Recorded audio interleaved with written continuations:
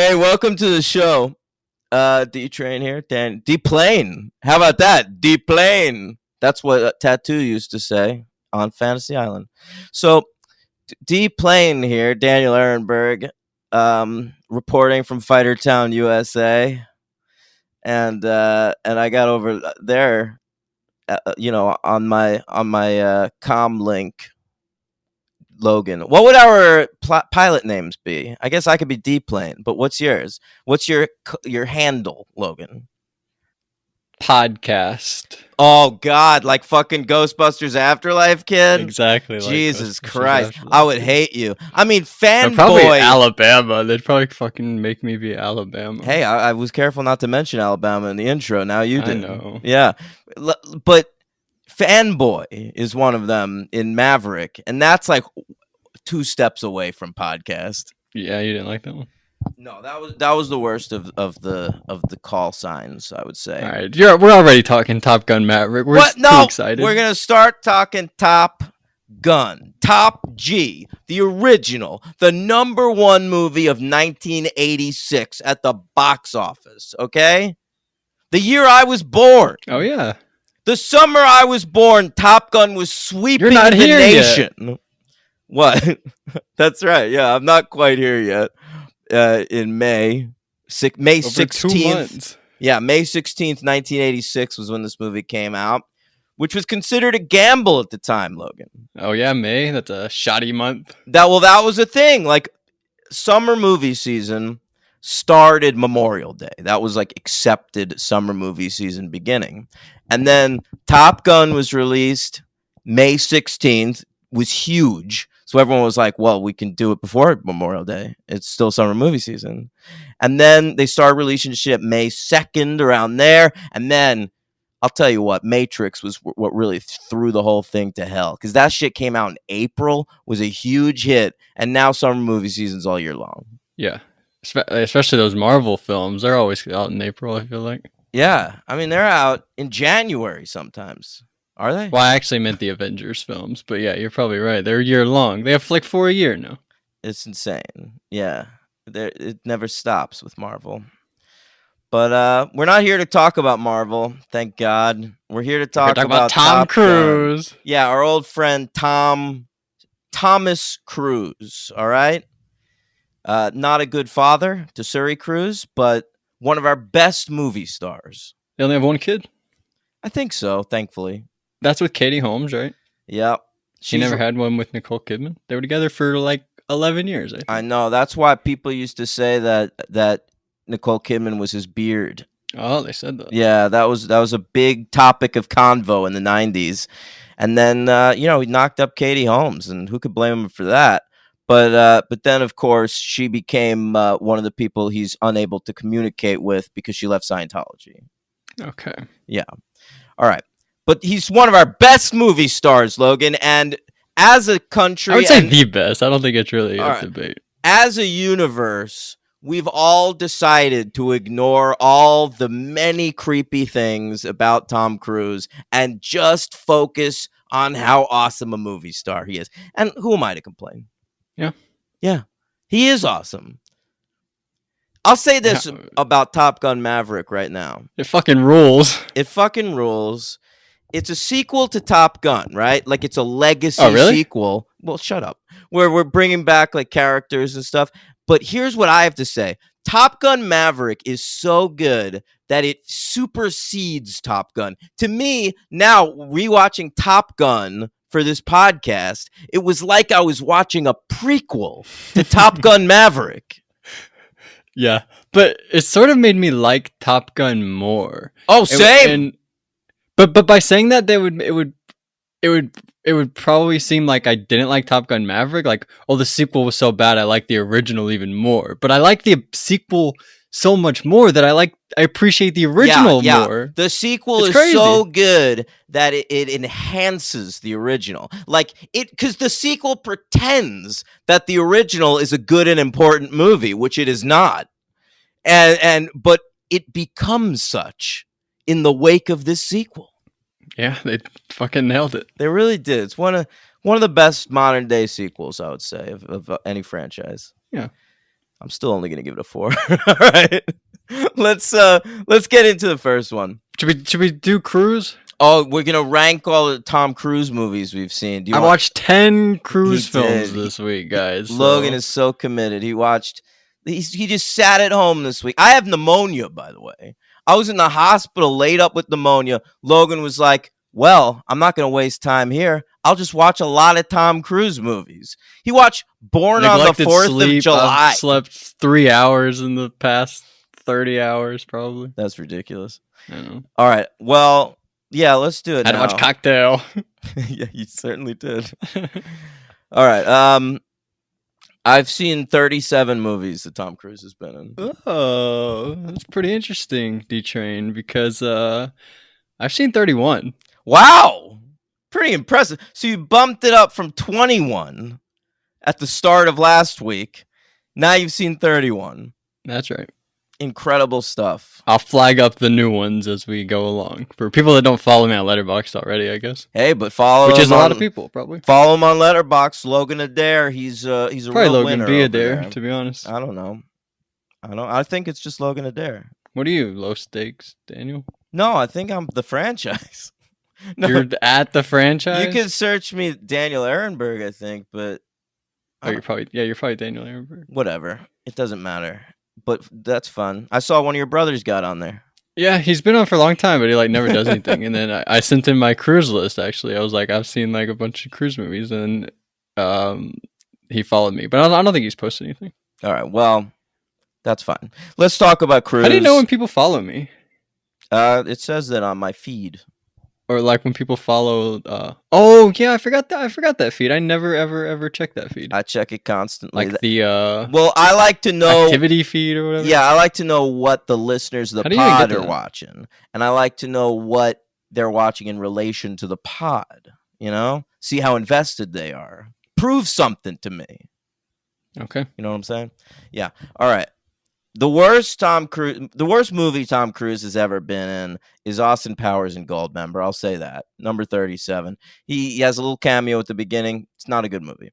Number 36, Mission Impossible 2.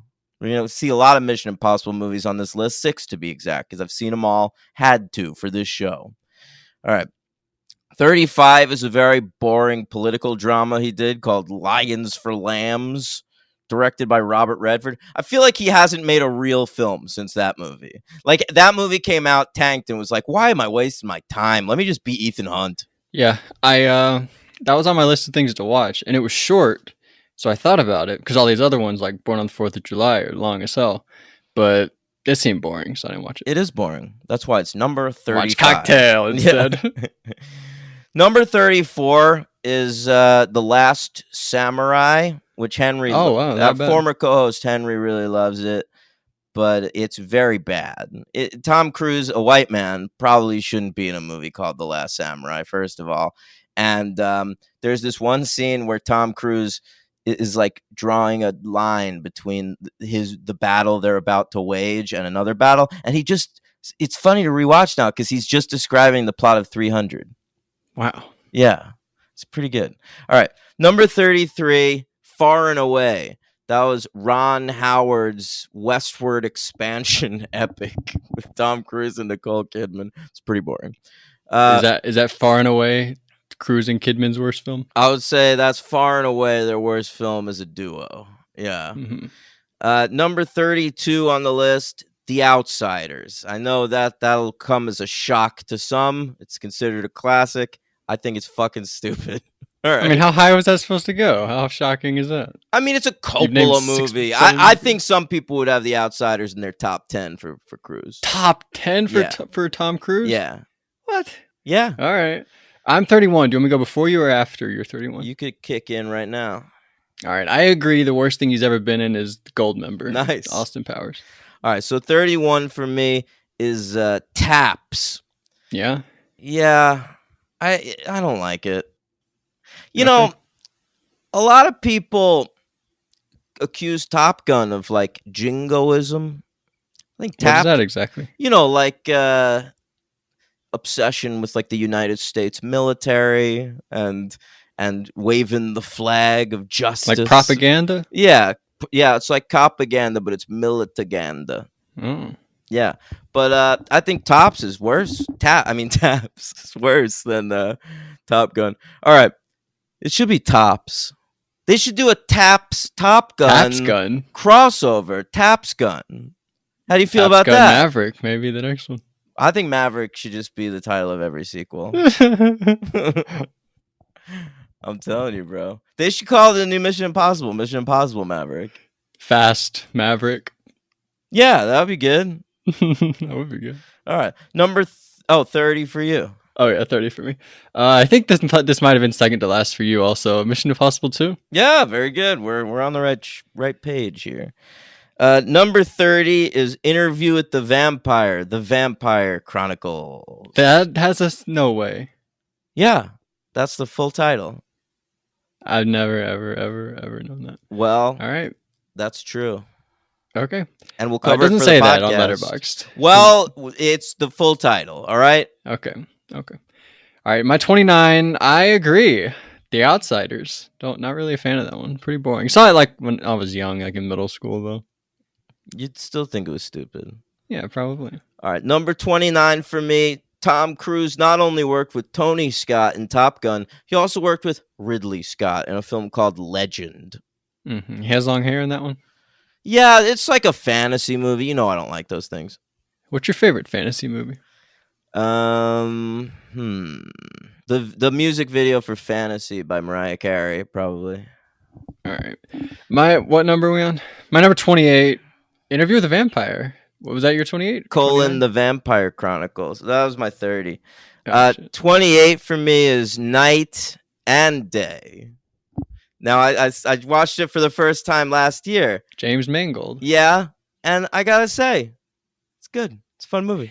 It sort of understands what it is. It like gets tone and stuff, right? Yeah, for sure. It's like a the comedy best more thing than it has anything going else. for it. Yeah. Yeah. My number 27. I put it under a few. Well, actually, it belongs here. Young Guns. Oh, Young Guns. I don't even remember it, but it said he's uncredited. And he Yeah, dies at one point. I didn't even include Young Guns. It's just a cameo. Oh, so I've only seen 30. Although I included fucking Gold members, so I'm dumb. All right. I've probably only seen 29 because I included something you may not have. Okay. Number 27 for me, Valkyrie, in which he plays like a German soldier, but just does his normal voice. Does he? Oh, I was gonna ask that. Yeah. All right. He's got an eye patch though, so that's commitment. Do you think he tried the voice and they were like, no, don't do that? No, nobody does the voice. There's this weird thing at the beginning Who of else is in it? I don't remember. But there's this weird thing at the beginning of the movie, I remember, where everybody is speaking in German and then it like fades into English and like it's just to like, all right, so for the rest of the movie they're gonna be English. That's awesome. I love that. That's who directed that? The great Bryan Singer, one of our finest child rapists. Yeah. Yep. Okay. My number 26 is Night and Day. All right. My 26 is Tom Cruise in all the right moves. You know, if you pause it just right, you can see his penis. Yeah, and I watched it the other day, and you sure can. By the way, he is going commando in jeans in that scene. I do that a lot. A lot. Yeah. How often is a lot? When I don't feel like washing my clothing, so I don't have any boxers That left. doesn't answer. Like that could be. It's frequent. It's frequent. 3 times a week. It could be 3 times a year. No, probably more like 3 times a month. Let's say that. Wow. Cool. All right. And how long does that last? Where you go commando in your jeans? Until I can't take it anymore, then I have to do a wash. That doesn't answer my question either. Well, leave me alone. Number 25. Did I say where am I? You're at 25. Is it my turn or your Yeah, turn? your turn. All right, 25. This was the most recent Tom Cruise film that I watched. Watched it this morning. So, yeah. What's the guy's name? Tony Scott. The second time they were like, run it back. They tried, and I think they failed, but I guess a lot of people disagree. Days of Thunder. DFT, I prefer it to the first Top Gun, to be honest. No, I don't. That's why my number 25 is Top Gun. Oh, well. Goose way better than Michael Rooker. How dare you? I mean, I guess I kind of agree with that. I'll I'll tell you, his best sidekick, though, is that And Ice way better than Carrie Elways. I don't know. His best Carrie sidekick always is just that doing an guy from ice impression. Cocktail. Dude, that guy was insane. I love that character. I love that guy. Yeah. That guy was that. He was like, he reminded me of Giles. I was like, who is this fucking Oh dude? my god, you have Buffy so on the brain right now, and I love it. Hey, Well, Patreon. I did watch Angel, the Oh. the seventh Buffy episode. Ooh, Or something okay. like Well, that. let's not talk about it. There's lots to I'm talk not. about I'm there. not. Teasing. Patreon.com/thefranchise, $5. It's on fire right now, gang. A new Buffy show is killing it. People say we should make it a main feed show. We'll see. Then, hey, I'm watching here. We did like an hour and a half last week, and I thought We'll it was like, talk even more about all these Cruise movies. yeah, on, yeah. on that show. Yeah, we sure will. Yeah, but that was a fun show last week. All right, 24. Was it me or you? It's you. When you hear me not saying anything, it's you. Okay, all right, I understand. 24. I'm calling an audible. I'm on such a high with this other movie that I'm gonna go with something else. I'm gonna go 23. 24. 20. Oh wait, because I audibled. 24. Risky Business. Risky bit. That's very low. I mean, I'm not a I huge like all these Risky other Business movies. fan, but good lord. All right, number 24 for me is Rain Man. Oh, all right, that seems low. Whatever. I mean, it's Dustin Hoffman going full R word, and it's just not very good. It's okay. He's got some touching moments. He's consistent, which is good, but it's very one note. Cruz is the one having to do like the I'm frustrated. I think Cruz is way better than Dustin Hoffman in that movie. Yeah, I saw your review after I posted mine. I do want to say because our review was the same that Cruz is better than Hoffman. But yeah, let us know if you agree or disagree. Cruz better than Hoffman.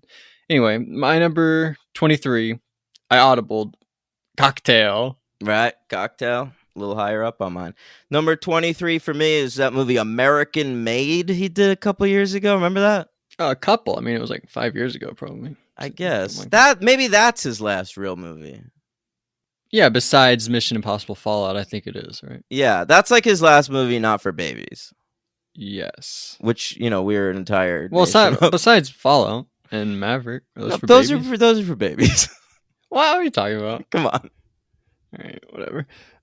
He did the Halo jump for babies. He was like, "Babies are they're gonna dig this one." Yeah, pretty much. All right. 22. You may not have included this, but I did. I watched it a few months ago or something like that. Going Clear. Oh my Scientology God. and the Prison of Belief. No, he plays a big part. They show him a lot. I know. I didn't include it, but yeah, he is heavily featured in that film. Yeah. Number 22 for me is Days of Thunder, and the thing I like to say about this film is when I was in high school, the reason I saw this movie when my biology teacher lent it to me, Logan. Mm-hmm. And then I found out that my biology teacher was fucking a student. What is this again? Days of Thunder. Okay. And so I kept it. Holy shit. Does he know about this? No, he forgot he gave it to me. I remember he actually mentioned it in class like later that year. He was like, I can't find my copy of Days of Thunder. No way. I swear to you. And I was like, That's well, incredible. Fuck you, dude. Wow. What was his favorite film? Yeah. And you know what? At the time, it probably wasn't even some like righteous statement I was trying to make. I was probably jealous. Like, what? Hey, these girls are fucking teachers and not me? Yeah, right? Yeah. That's funny. So, my number 21, right? Yep. Is I watched it this week. So, there you go. If you pause it just right, you can see his penis. All the right moves. Yeah, it's sort of like Friday Night Lights, right? Yeah, it's like really, really grounded, really good. All the football stuff happens like halfway through, and then the rest are just dealing with what happened. And then you're like, oh, that's a pretty neat way to do this. I really liked it, honestly. It's really more a small town drama. Yeah, I was way into it. 21 for me is not a small town drama. It's Steven Spielberg's Minority Report. Ooh, that seems a little low. I feel like Ron DeSantis might have a Minority Report coming up. Am I right? Who is that? He's the governor of Florida. Yeah. He might have a Minority Report going on. Yeah, because he's like really racist. Come on. Okay, all right. That movie opens awesome, right? Where that dude's gonna kill his wife. They gotta go and stop it. That movie's boring, dude. A little bit, and it sort of looks like shit. To be Yeah, honest. it's all silver. Everything's It's chrome yeah, it's in all. that I was movie. gonna say yeah, it's all fucking gray. Yeah. Yeah, you're right. But Colin Farrell rules. He does. All right, so my number 20. Watched it this week, guys. Tom Cruise is a lawyer. Everyone, you don't know what the fuck is going on the whole movie, and that's The Firm. Oh yeah, The Firm. I've got that right around here too. But my number 20 is Cocktail. All right, my number 19. Spoiler alert. Top Gun. All right, well 19 for me, The Firm. All right. I like 18. The Firm, man. I gotta say, I like movies. Very long, very way long. too long, way too long. He fucks that woman on the beach for 40 minutes. That's a good sequence, though. It's way too long. No, get out of here.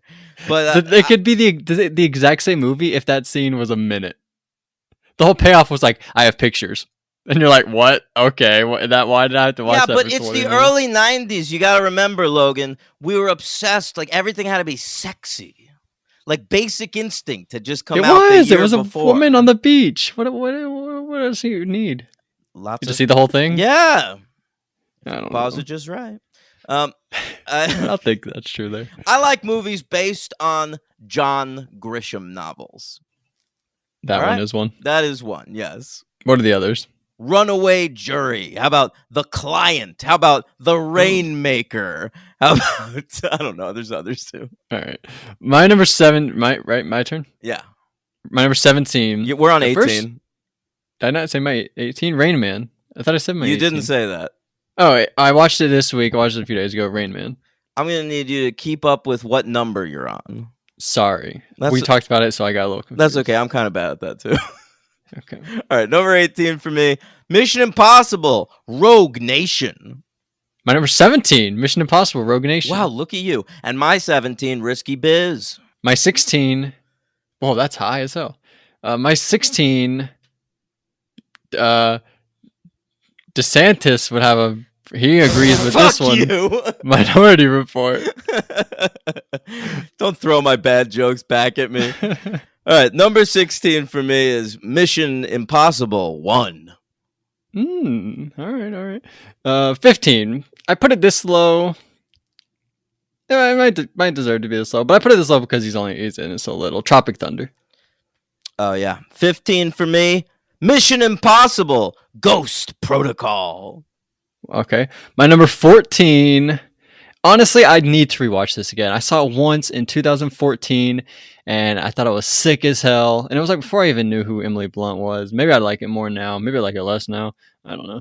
But Edge of Tomorrow, that movie, fucks hard. Yeah, I fucking love Edge of Tomorrow, dude. It's in my top 10. Live, die, repeat. Yeah.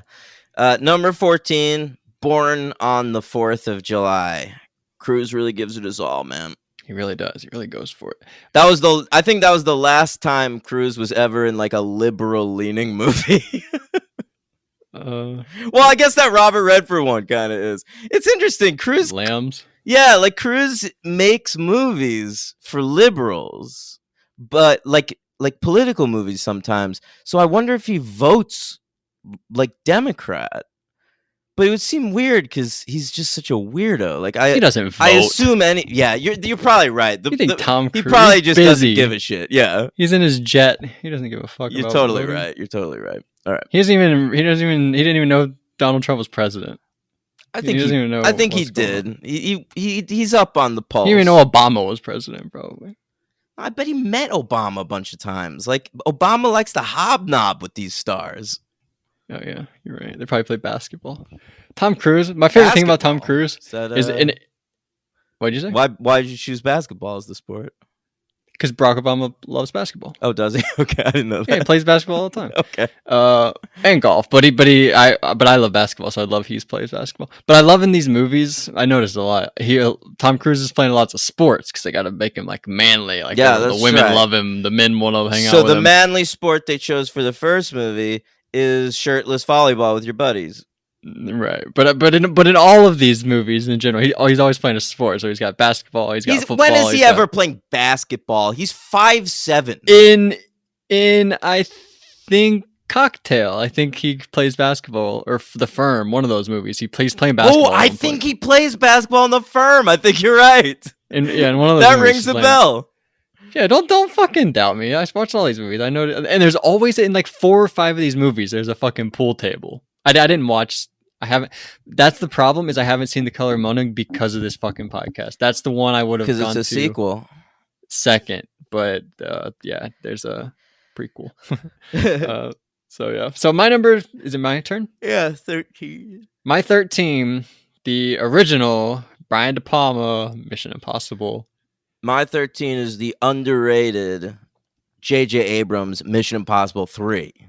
Okay, higher on my list. Maybe just because I've seen less things. Number 12 on my list, another Mission Impossible film. The 4th one, Ghost Protocol. Nice. 12. Brad Bird, right? Yeah, I think so. 12 for me is Tropic Thunder. Ooh, that's pretty high. All right. My number 11, I watched it last night, at some point. I don't know. Time's fucking crazy. I watched it, though, and I thought it was honestly pretty good. It was pretty good. We'll talk about it more in a few days. But that's Born on the 4th of July. Okay. Did you not read my review? I thought my review was really funny. I thought it was like one of my best reviews I ever had. What'd you write? I'll try to do it without laughing. It was such a good fucking joke. I said, he should have dunked early on, so you feel even worse about the whole thing. Yeah, see, I didn't understand that joke. I just thought it was funny. What do you mean by dunked? Because then he's paralyzed later and he can't dunk anymore the rest of his life. Oh, yeah, I see what you're saying. Come on, D-Train, keep up. I didn't understand the joke, all right? And I'm not just stiff-arming you because of that DeSantis joke before. Okay, well, I thought that was funny. It is funny. Now that you explain it, I think it's funny. Yeah. Well, I guess it's bad. Hey, Logan, you don't want to know what my number 11 is? Yeah. You can't handle what my number 11 is. I bet I can. It's A Few Good Men. Oh shit, I was confused. Are you handling it? I handled it pretty okay. My number 10, you already said it. Mission Impossible 3. All right, here, top 10 cruise movies. 10 for me, Edge of Tomorrow. Oh wow, you really love that one. Yeah. All right. Emily Blunt, I thought you not really an Emily Blunt. I'm not a Blunt guy, but in the right role, she could do it. And that was the right role? Yep. That was her best role to date? Edge of Tomorrow. Probably. What about Mary Poppins, bro? I don't know. She was good in that Quiet Place movie. Yeah, she's good. She's having that baby in the fucking bathtub. Great stuff. Yeah, I was turned off from I didn't like her in the 5-year engagement, and I think that influenced. What about The Woman on the Train? Is she in that one? Oh yeah, I like that movie. The girl you like on that the train. Oh yeah. Yeah, well, I like any movie like that. Isn't she a woman? Why do they say girl? Like no, you're thinking of The Woman in the Window. Oh, no, I'm not. Oh, I'm thinking of whatever one she's in. Well, that's Girl on a Train. Okay, you saw that one? Yeah, and you liked it. I like any movie that's about some crazy lady. What's going on with her? Woman in the Window, Girl on a Train. You just put a lady on a thing. I like it. All right. So where are we? I gotta say, Lady in the Water is the exception to the rule. yeah, that's the one exception. Is it my 9? Yeah. All right, my 9. That was a network. No. Yeah, was there a hit show? I don't remember, but after UPN closed, 9 became my 9. All right, what's it? All right, we don't have time for this. My number 9, anyway, is hey D-Train. You can't handle my number 9. I think I can. I think it's probably A Few Good Men. No, Top Gun. No, it's actually A Few Good Men. My number 9 is Top Gun Maverick. Oh, that's my number 8. Oh, hey. Okay. Spoiler, we fucking love it. Well, number 8 for me, Color of Money. You haven't seen that. Yep, haven't seen it. I guess it's great.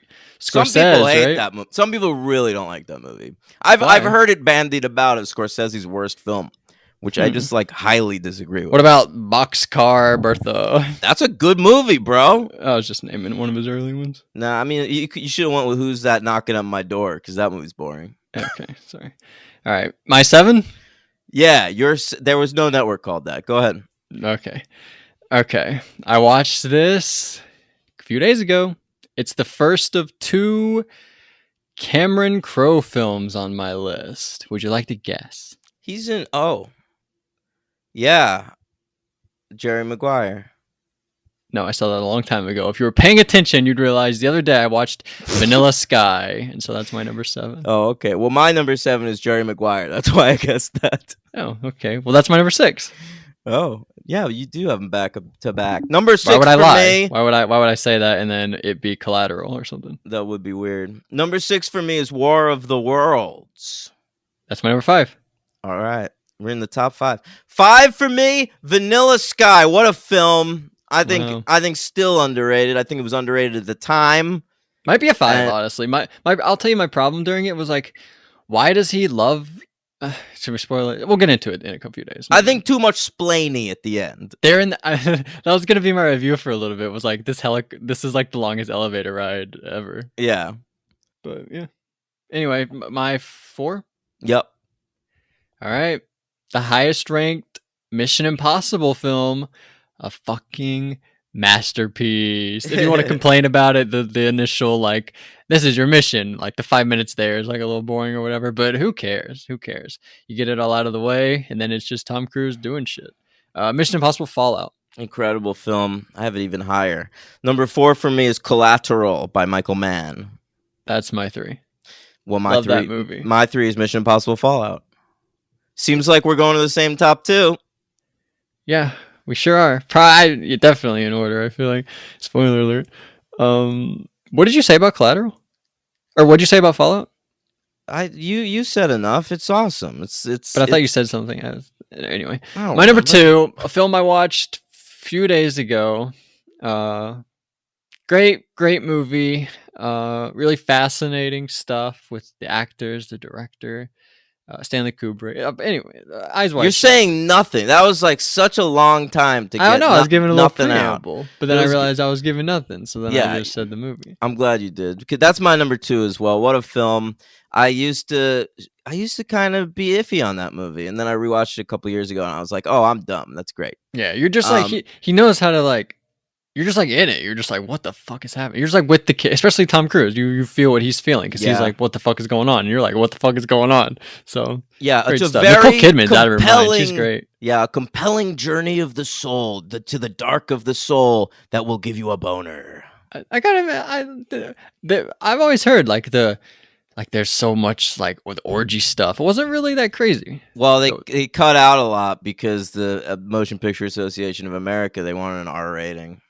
Is there a different cut out there or no? I don't think so. This is just what we have. But apparently, like they had to like throw in like shadows over a lot of shit. Like the orgy sequence was apparently really crazy in the original. You do see lots of like boobs and like bush and stuff. Nicole Kidman's nipples are all over that thing. And her butt. She's just like constantly taking her pants off. I guess that's true. Like 5 times. It's just she's changing. We took away such great lessons from that film. Like Stanley Kubrick creates this art piece, and all we're talking about is nipples and butts. Cruise looks great. He has great hair. The stuff when he's just like in the limo or whatever, or taxi, just like I guess taxi, like just looking like distraught. He's Tom Cruise is great. Yeah. Yeah. Well, anyway, number 1. His best movie came out that same year. Yeah, nuts. Really. He was on top of the world, like James Cameron. But I guess that was years. He was the king of the world. Whatever. His best performance, Woo! probably right. We talked for a little bit earlier about his character in this movie. It's Magnolia, by the way. Yeah, Frank T.J. Mackey. Yeah, we talked about it before the show, and we were talking about like Andrew Tate, right? And you got to think that guy saw Magnolia and just didn't get it. Just thought like T.J. Mackey was awesome. Coolest fucking dude, yeah. Coolest guy That's ever. Your one too, right? I feel like a lot of people feel that way though. Like I feel like Frank T.J. Mackey has become like a hero to some like dudes, and it's just stupid dudes that like. What does TJ stand for? If he's Frank. I don't TJ. remember. It's Okay. I believe it's all explained. I think that's a fake name anyway, because he's the Gator's son, isn't it? Or no. He's Jason Robards' son. Yeah, yeah. And he's like lying to that reporter all the time. She's like interviewing him and he's like lying about the mom and stuff. I saw that Yeah, movie one time. I don't really remember, but I'm uh, quietly judging you. That's what he Robards says to her. Robards like that's one of my favorite things that an actor's ever done is like he gives his body to science basically in that movie where he's like I'm dying like in real I'm pretty sure by the way he was like Yeah, dying in real life he or something was. and he was like I'm going to do this movie and Yeah, I'm he going to do played a this for you character guys. on his deathbed while being on his actual deathbed. Yeah, that rules. Yeah, it is awesome. All right, Magnolia, that's the best one. Let's What get a into career. what a career he's had. We'll ignore all the weird stuff. We love you, Tommy. By the way, you've never seen Oblivion? No, I probably should Jack because Reacher 1 or 2? no, never seen him. All right. I feel like there's an early one too. But by the way, I mean, but Tom Cruise is like the greatest movie star we've ever had. He is front and center, the only actor on 17 posters. How crazy is that? The only actor on That's 17. all They you just sold need it to on sell a Tom movie. Cruise. Just Tom Cruise's face. I mean, I remember when Vanilla Sky came out. Like, they didn't know how to promote that movie. It's a weird fucking movie. So the poster was just, "Hey, Tom Cruise is in it. Go see it," and it did well. It was a hit. Yeah. The Firm is his face. It's him twice. It's his face, And white, then him and then running. him running like an inside of his face. And It's but like, that's another thing. We love to see Tom run. of So course. that's a selling point for a movie. That should be every Tom Cruise poster. Show me the face, and then if he runs in the movie, show me him running. That's the poster. Every Yes. time. Absolutely. He has to run in Vanilla Sky. He's always like, what the fuck is going on? Yeah, Like he's running down the street. running in the. They did that opening sequence where they hollowed out Times Square. It was one of the only films to ever do that. But isn't he in his car? He's like driving No, I around think he noticing gets like out of there's the. no I traffic. think he gets out and starts looking around.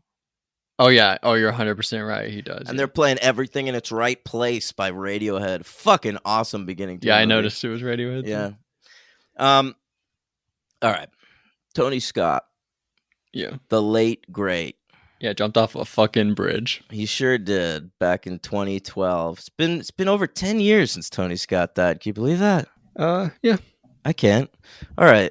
Well, he's the director of this, but let's go back even further. So Jerry Bruckheimer and Don Simpson, they're producing buddies, right? They go on to huge success with things like The Rock and Armageddon. Well, Don Simpson was dead by that point. They did Con Air, I think. So they got this idea from reading an article in a magazine called California Magazine in 1983. The article was called Top Guns, and it was about this training facility in Fightertown, USA. All right. Yep. And so they were like, that's a great idea for a movie. Let's produce it.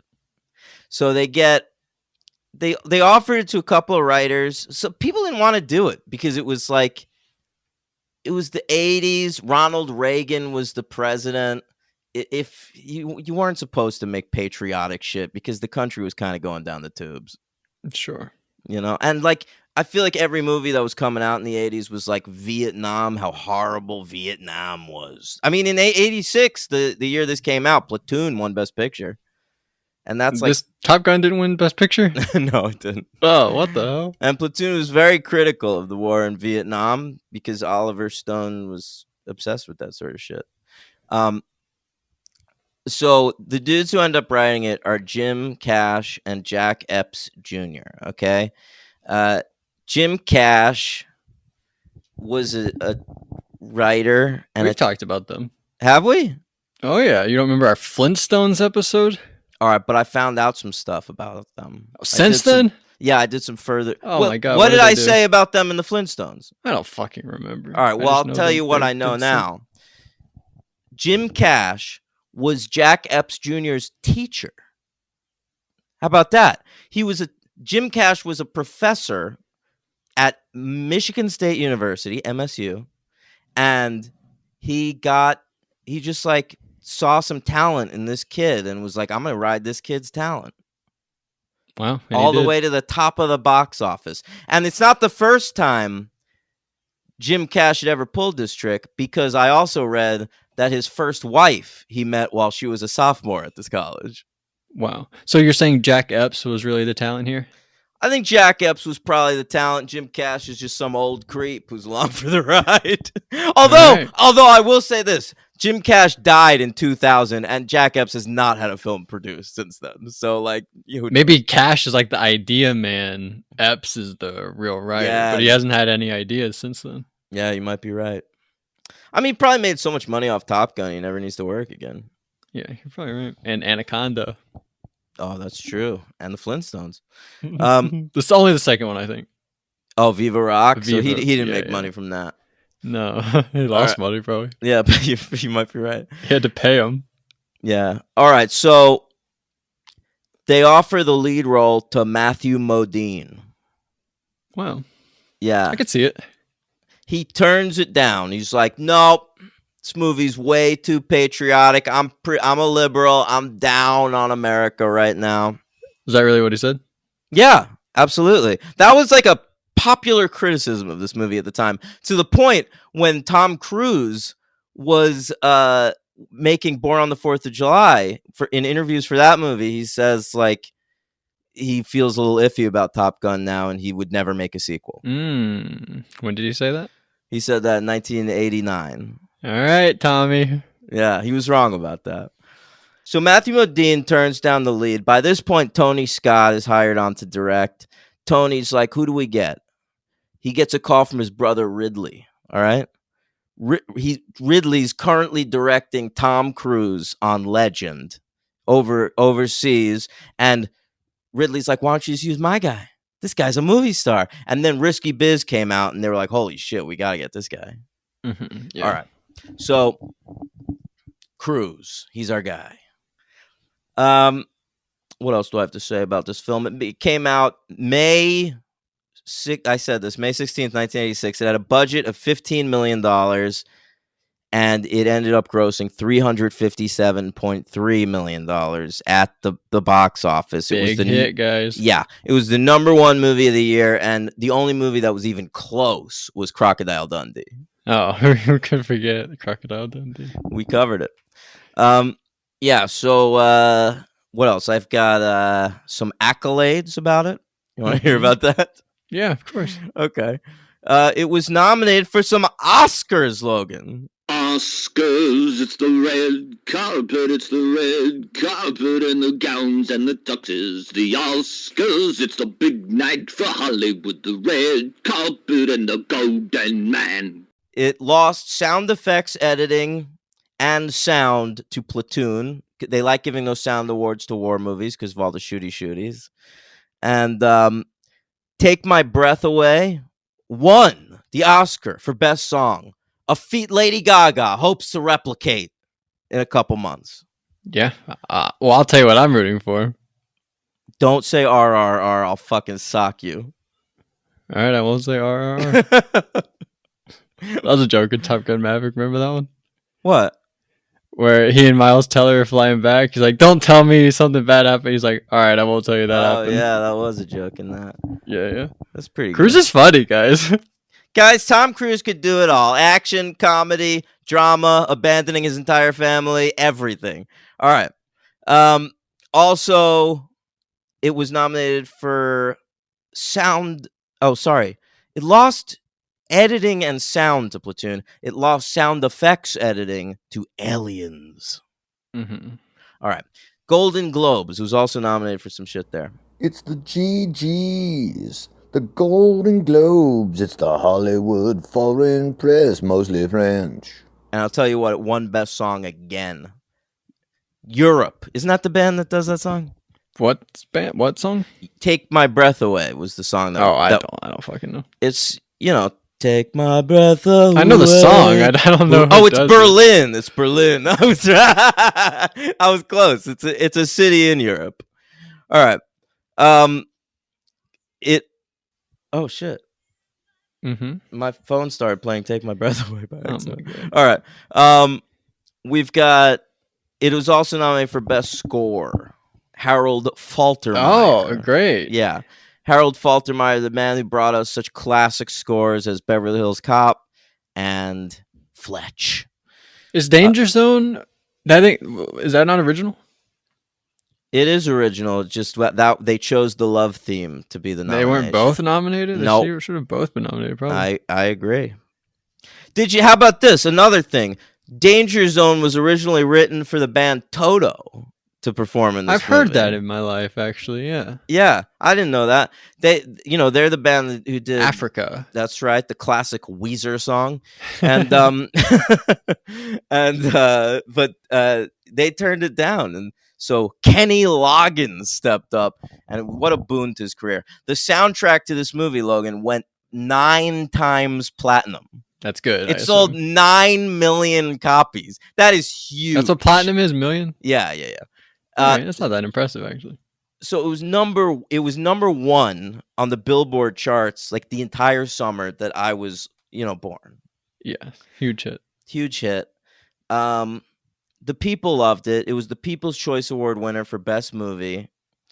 And also a fun fact about this is it was the first ever VHS that was priced to own. At this point, when VHSs were coming out, you could like rent them and shit, but to buy them, it was like $100 a tape.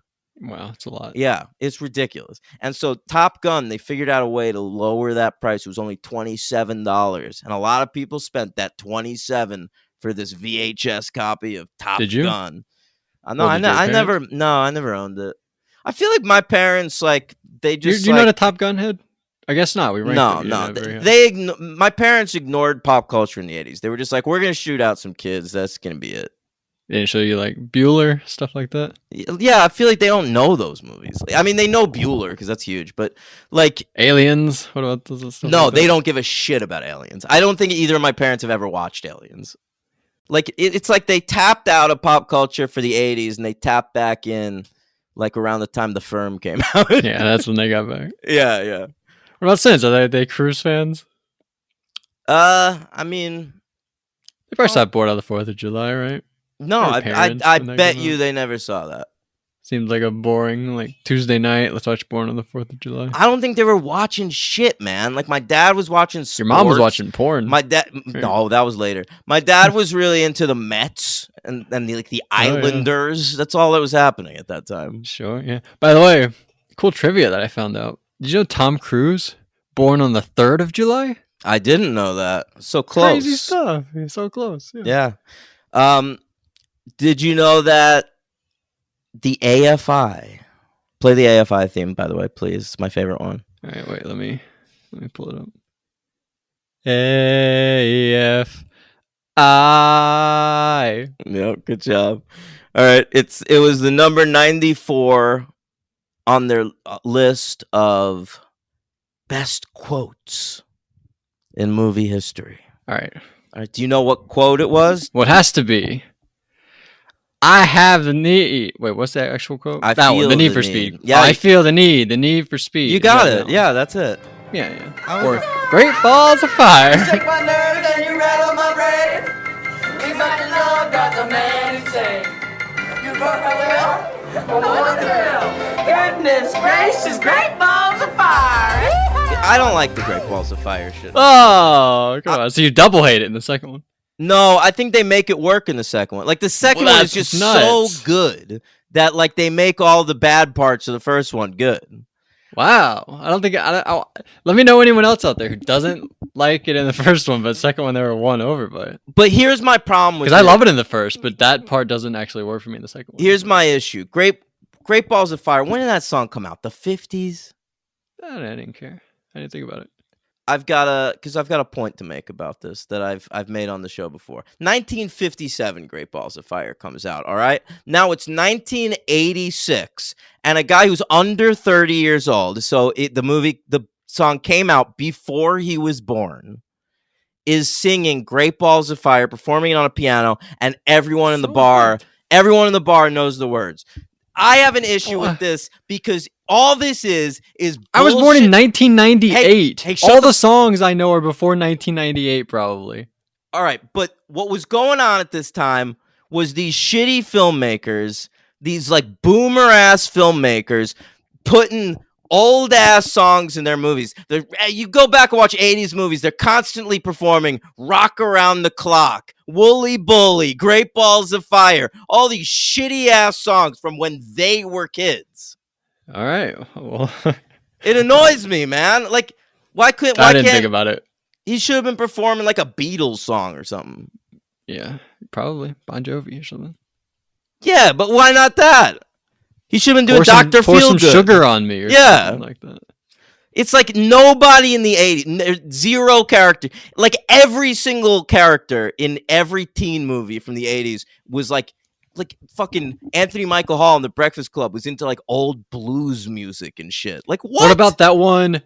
You've lost that love and feel. What about that one? That's an old ass song too, I think. All right, wow. So they're doing it on purpose to make people like you mad. No, they're not. That stuff just bothers me, man. And it's going on today. It's going on today too. These shitty filmmakers today. That's why in every movie you watch now, you hear like, "Oh, it's a hit from the '90s."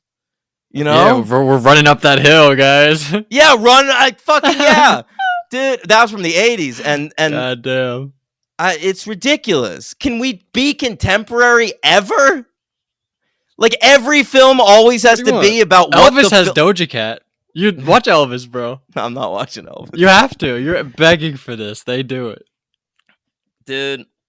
That's not what I mean. That's not what I mean. How do you know? Maybe that's the one movie they shouldn't be performing fucking contemporary stuff. It's a biopic. Baz doesn't give a fuck.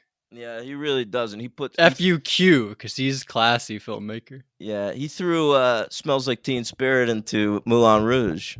No. Yeah, you go back and watch that. There's like a whole chorus going, "Here we are now." That's in the movie Pan. The Hugh Jackman movie Pan, where he plays, was he Captain Hook or whatever? Something like that. Yeah. Yeah, he stands up and he sings. In that movie? Yeah, yeah. He sings "Smells Like Teen Spirit" to everybody. And they're all like, "Whoa, look at him go!" You know who should only Kurt Cobain. That's the only person who should ever have been allowed to sing that song. Once he died, that song's retired. She can't do it. But did you hear about her catching her boyfriend cheating recently? No, somebody cheated on Shakira. Yeah, and the way she found out was, I don't know if I have the food product right, but there was a kind of jelly that she likes to eat, and her boyfriend never ate it. Okay, hated it, and so and it was missing. She comes home one day and opens up her jelly, and it's like half finished. What happened here? And then that's what happened. That's a movie. I know, isn't that amazing? Shakira's that's one of our best detectives. Stuff. I love that. Yeah, I mean, I don't love that for her, but that's a great story.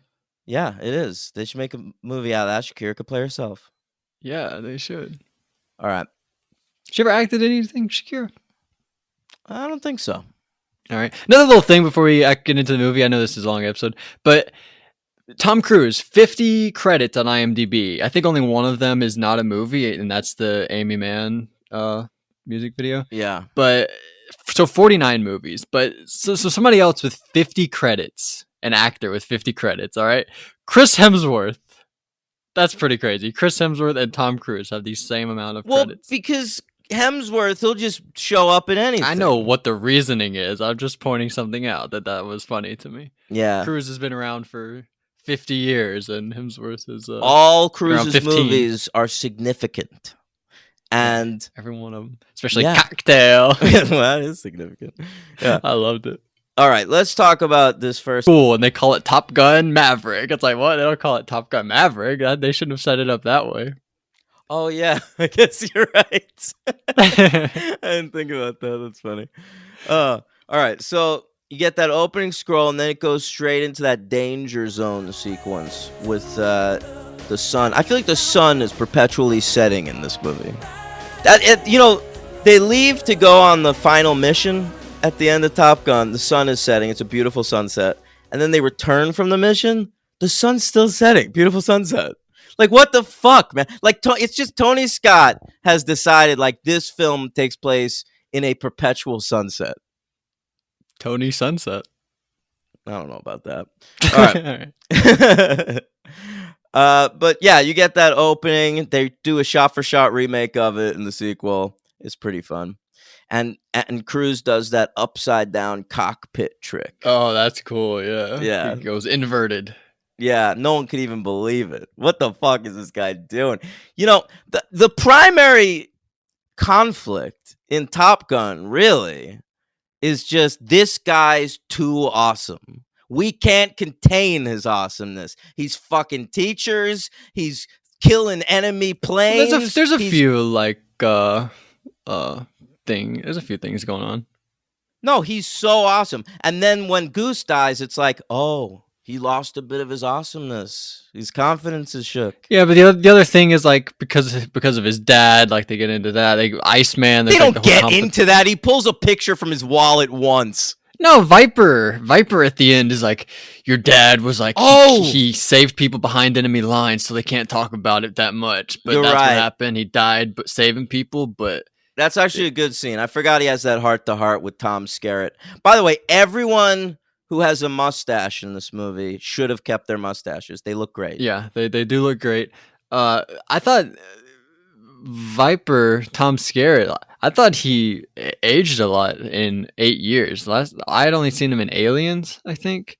But he looks great in that movie. In this movie, he's like old dude. Why do you think he stopped getting roles, bro? He got too old. Got too old. All right. So Cougar washes out. He's like the top guy there. Even Did you know Cougar? Which actor was it? He is the guy from Christine. He's not the guy that gets like possessed by the car, but he's the friend who's like concerned the whole movie. He's that dude. And he's also the director of one of my favorite movies, Into the Blue, starring Jessica Alba. Well, I'll tell you what, he's a director of a movie I prefer to Into the Blue. That also has blue in the title. Oh, Blue Crush. Blue Crush. Now, I forgot that's the same guy. John Stockwell. I like his vibe. All his movies are about beach hunks and babes finding treasure. Yeah, he's pretty cool. Yeah, I feel like they're all like that. What else like did he 30 direct? mil. I don't know. I feel like let me look it up. So Blue Crush, Into the Blue. He also did Dark Tide with Halle Berry. Oh, wow. So there's another one. And he directed Turistas, which is kind of like that. Oh, too. yeah. There's like a crazy, like, they can't breathe sequence in that movie. They're like, we got to catch our breath underwater. Yeah, their breaths are taken away, much like Berlin. So Cougar, he's a little bitch, right? They're like, panic attack. Come on. I know. Well, you know what? Get it together, Cougar. Maverick's not having panic attacks until his friend dies. All right. So Mav is now the top guy. Goose is his wingman, played by Anthony Edwards of ER fame. Not the shooting guard for the Minnesota Timberwolves. I know what you're all thinking. Nobody's thinking that. Anytime I hear that guy's name, I'm like, the guy from ER is playing basketball now? So you know it from? I know him mainly from Zodiac. He's like, I think Mark Ruffalo's sidekick. He's his wingman in that movie. I think so. He's the lead in ER, dude. Like over George. He has more screen time in the first season. I've never seen George fucking Clooney. 1 second of ER. All right. Well, that's who he is to me. And he's bald on ER with no mustache. I think that mustache could have made him look more youthful even with the baldness. Wait, is he bald in this movie?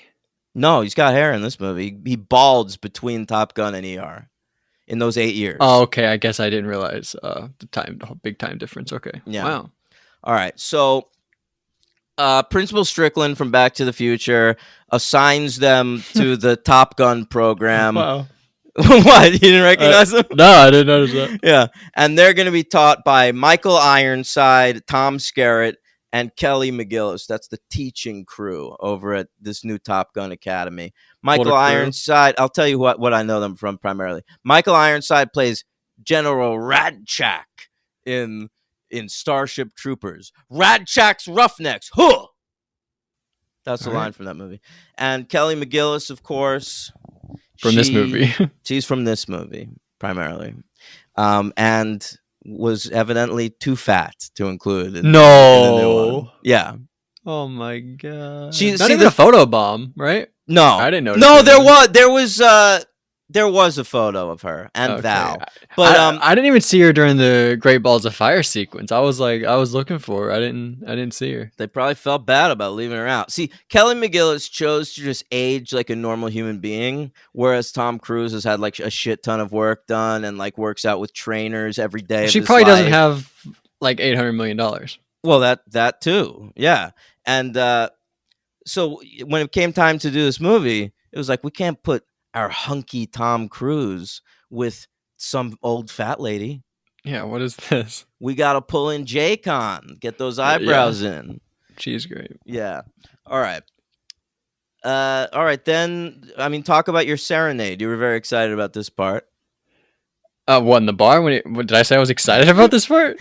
Well, you were very interested because they make a reference to Top Gun in Scream 2. Right. This is not, I think I love you, so what am I so afraid of? There's something what I'm afraid of loving I'm not you. sure of a love there is no cure for. Yeah, but This isn't that song. no, That's he crazy. sings "You've Lost That Love and Feeling" to Kelly McGillis, and he gets the whole bar singing along to the point where he drops out pretty quickly, just starts talking to McGillis, and the whole Oh, and bar they kept still going? singing. Yeah, I guess I didn't even catch that. Wow. I love that, man. That's how awesome he is. He's got so much raw power and charisma in this movie. Yeah. Mav, our man Mav. And then he follows her into the ladies' room because Mav's a fucking predator. He fucking does. He's like, I'm gonna bone you on this counter, son. She seemed kind of into it, but it was like a crazy move. Well, 80s were the coke decade. I feel like a lot of people were fucking in public restrooms. Okay. Yeah. But next day at school, he finds out she's his teacher. By the way, exact same twist happens in the pilot episode of Pretty Little Liars. I thought you were gonna say the same thing happens in the next movie. How Hangman has like an interaction at the bar with him, Yeah. and then sees him at the thing, and is like, "Oh fuck, this guy that I had the interaction That with." is similar, but of course, in Pretty Little Liars, Lucy Hale meets this dude at a bar. They fuck in the bathroom. He thinks the she's first episode. Yep. He thinks she's of age. And then next day She's at not? school, then next day at high school, he's her English teacher. And My god! And you want to know the creepiest thing about that? What? That's not creepy enough. Yeah, they end up together at the end of the Her dad? series. Oh my god! Are you serious? Yeah, Wow. That's absolutely insane. crazy. Who is Ezra it? and Like Arya. Dermot Mulroney. No, his name was like Ian Harden. I can't believe I pulled that. I think I'm actually right about that. All right. All right. So they go play volleyball. Oh yeah.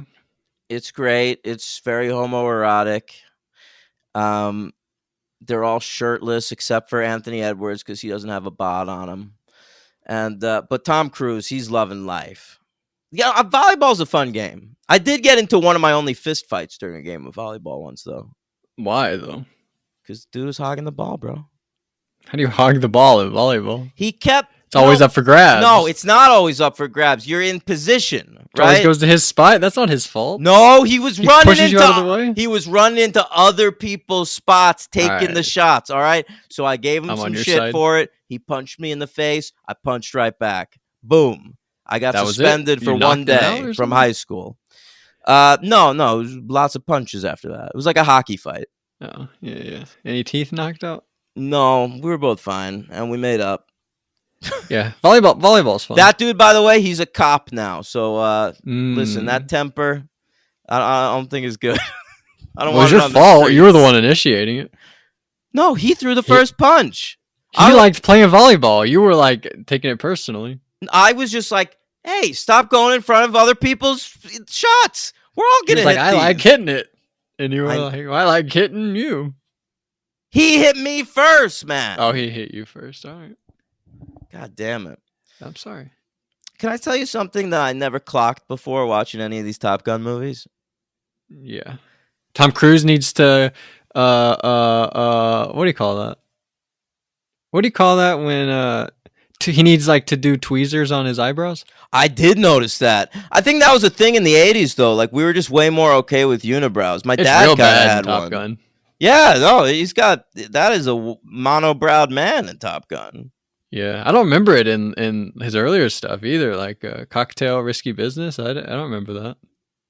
It was, yeah, this was at its height, and it was his highest grossing movie at the time. So maybe he should have kept with it. All the Right Moves. I don't think it's there. No, what I wanted to say is that Maverick's name is Pete Mitchell. Right, you took issue with that. I don't take issue with it. It's just crazy that I've never thought about it before. Like, I've watched Top Gun a lot, and I've watched Top Gun Maverick now twice, and it was just for the first time, I was like, man, that dude's not Maverick. His name is Pete. And a lot of people are calling him that. Hey, Pete. Yeah. I'd never thought about it because I had never seen this movie. So it's outrageous. You'd never seen Top Gun until you watched it for the pod? Yeah, that's right. Wow. Or Top Gun Maverick, because I was waiting. Right. All right, so after volleyball, it goes right into the Take My Breath Away sequence. He rushes over to her house because she gave him a note. On a motorcycle, a Kawasaki, which he's still riding in 2022, apparently. And he's got the same leather jacket on, right? So Cruz, he's hitting it off with McGillis, all right? She's like, I don't usually fuck students, but you're not like any other More student. like Mig Gillis, because she wants to talk about that Mig. That was pretty good, right? I just thought about that. Great.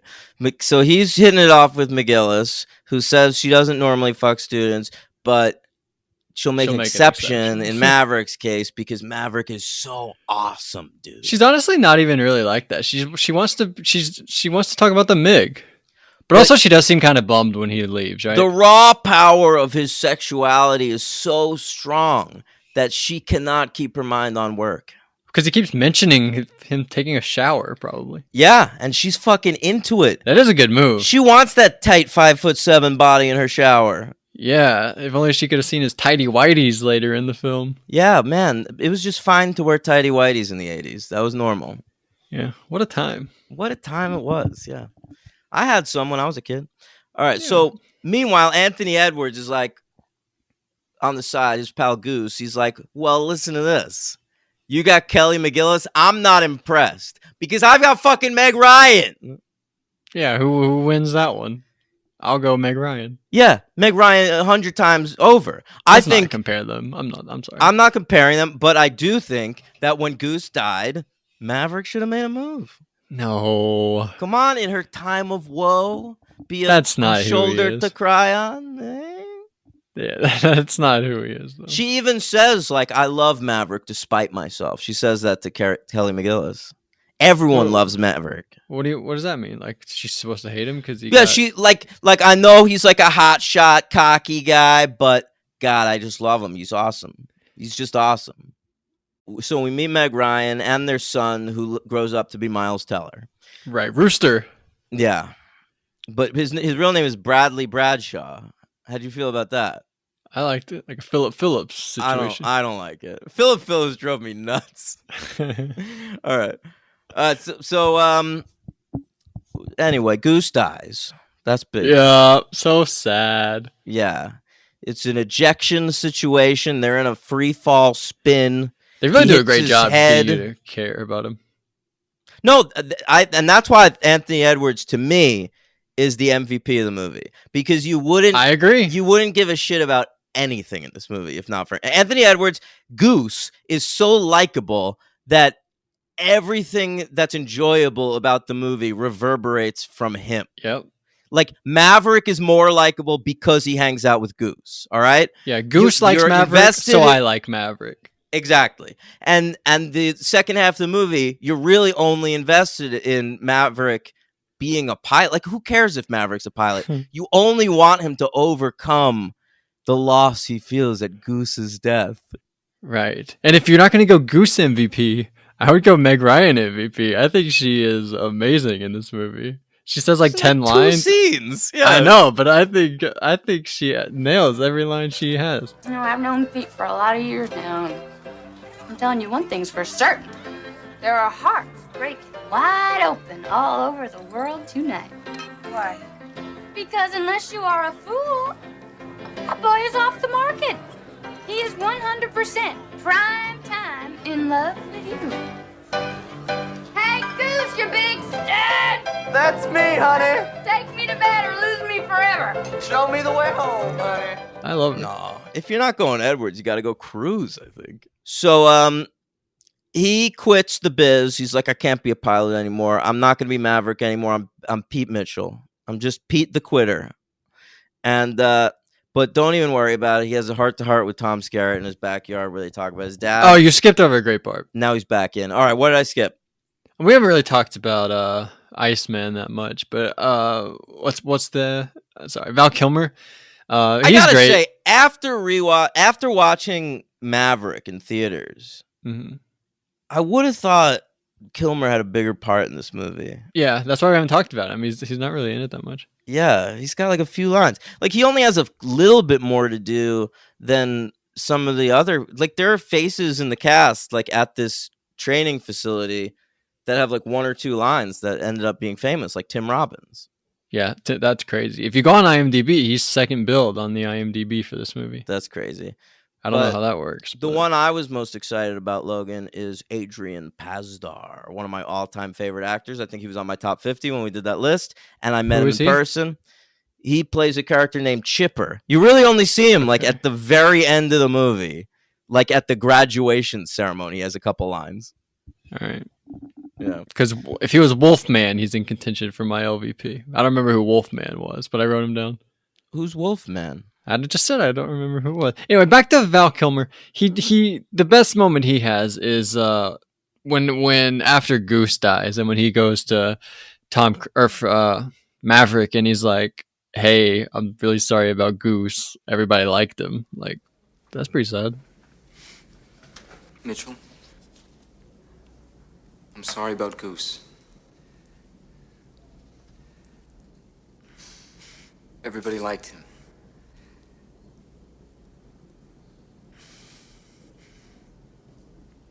I'm sorry.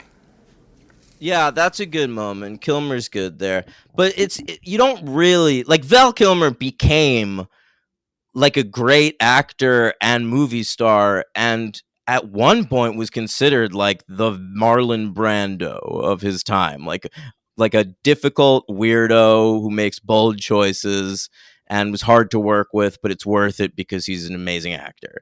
And like there's really no sign of that here. He's just like a dude with blonde hair. Yeah, and by the way, he's only 3 years older than Tom Cruise. And looking at like in that second movie, like how their lives turned out, right? Tom Cruise versus Val Kilmer. That's pretty sad. Well, yeah, karma, right? Karma? What? Don't be difficult to work with, Val. Yeah, I Don't guess get so. people fired from the set of The Island of Dr. Moreau, and maybe you'd have a voice today. Oh, all right. What? Anyway, I think he's good in this movie. I really liked Val Kilmer. He's fine. Who else we wow. got? Who haven't we gone into?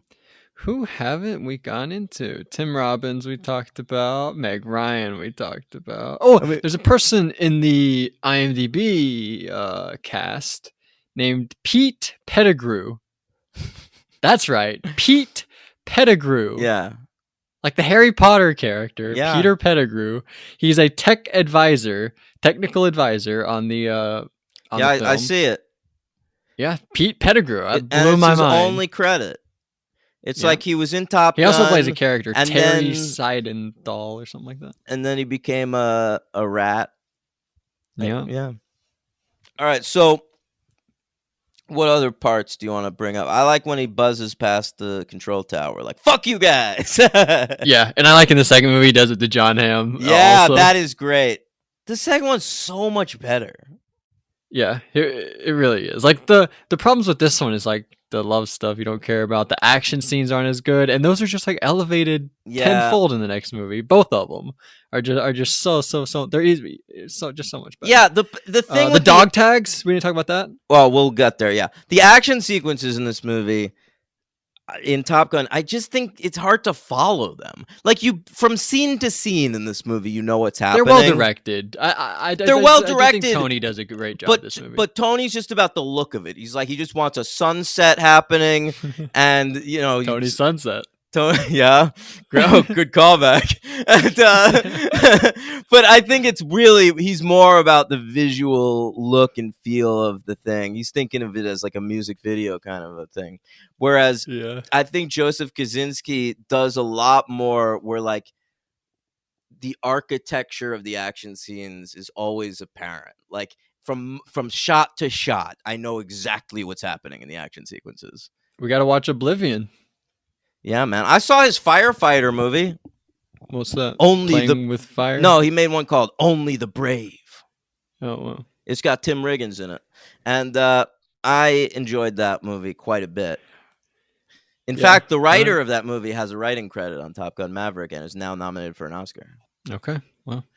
All right. So, yeah, at the end of the movie, he celebrates Goose's life by taking his dog tags and throwing them into the ocean like garbage instead of bequeathing them to Rooster or his wife.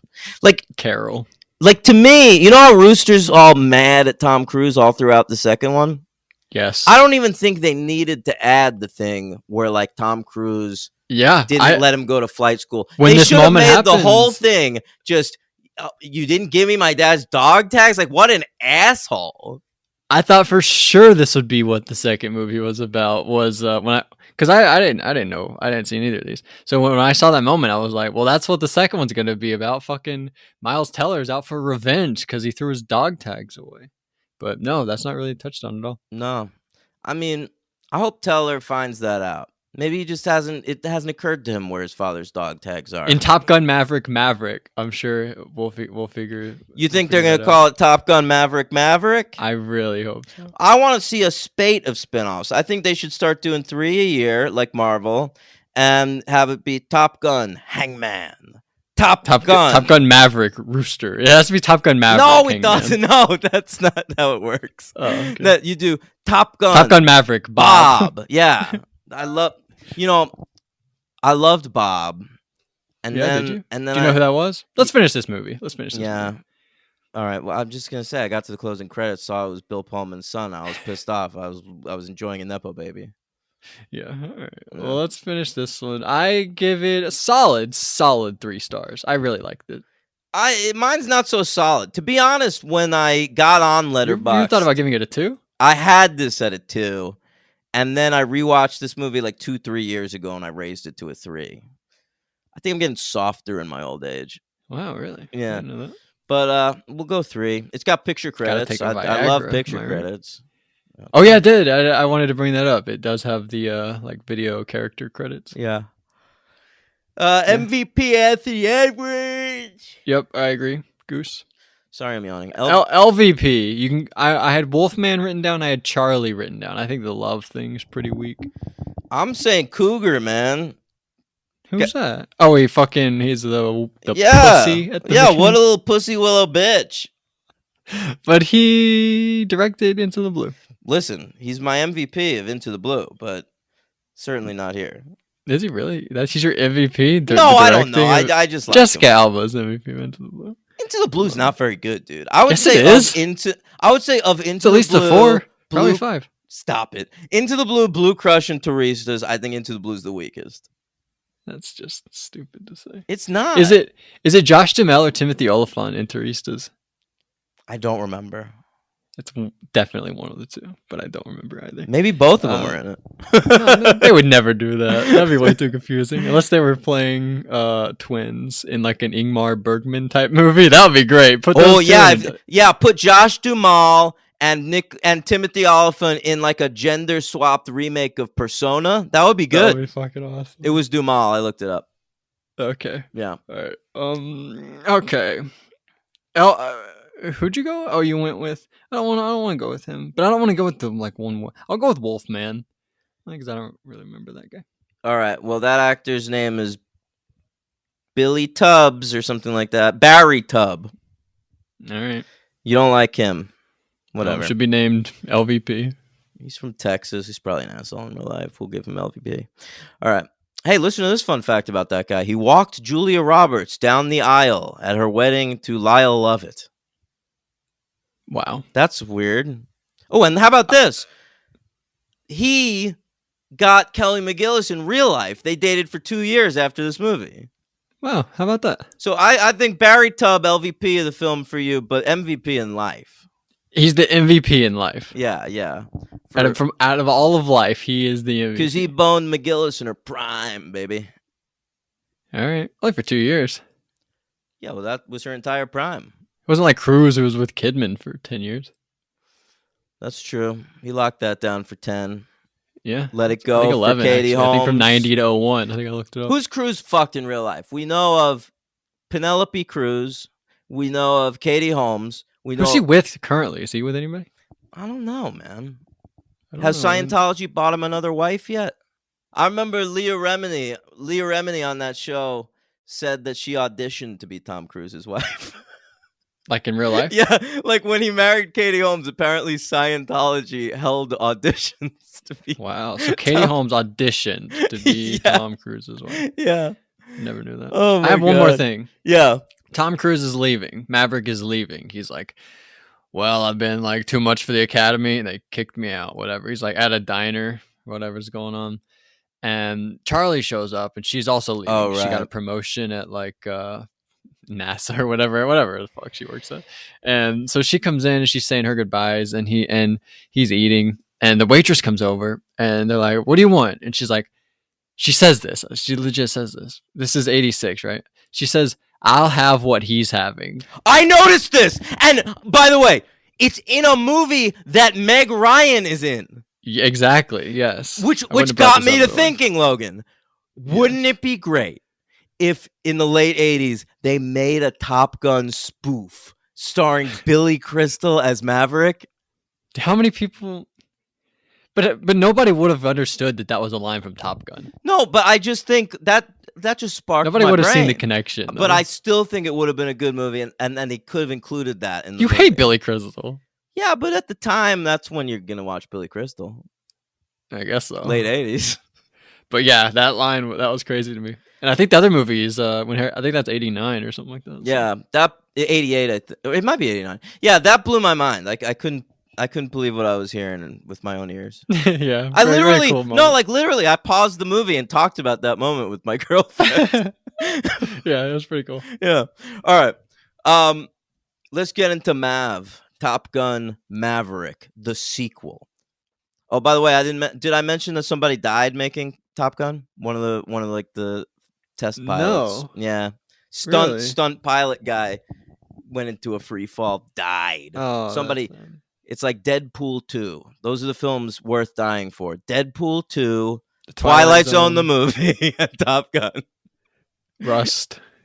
Yeah, and Rust, of course. The Crow. The Crow, absolutely. You're coming up with great ones. Keep going. That's all I got. Oh, well, you nailed it. All right. Next up, Maverick. In 1989, Tom Cruise, Top Cruise, he says, in 89, I meant. Did I say 99? I don't think so. All right. Well, he says, we're never doing a Top Gun sequel. Never happening. But, time passes. His career's going down a little bit. It's 2010. The studio, Paramount, they go to Cruise.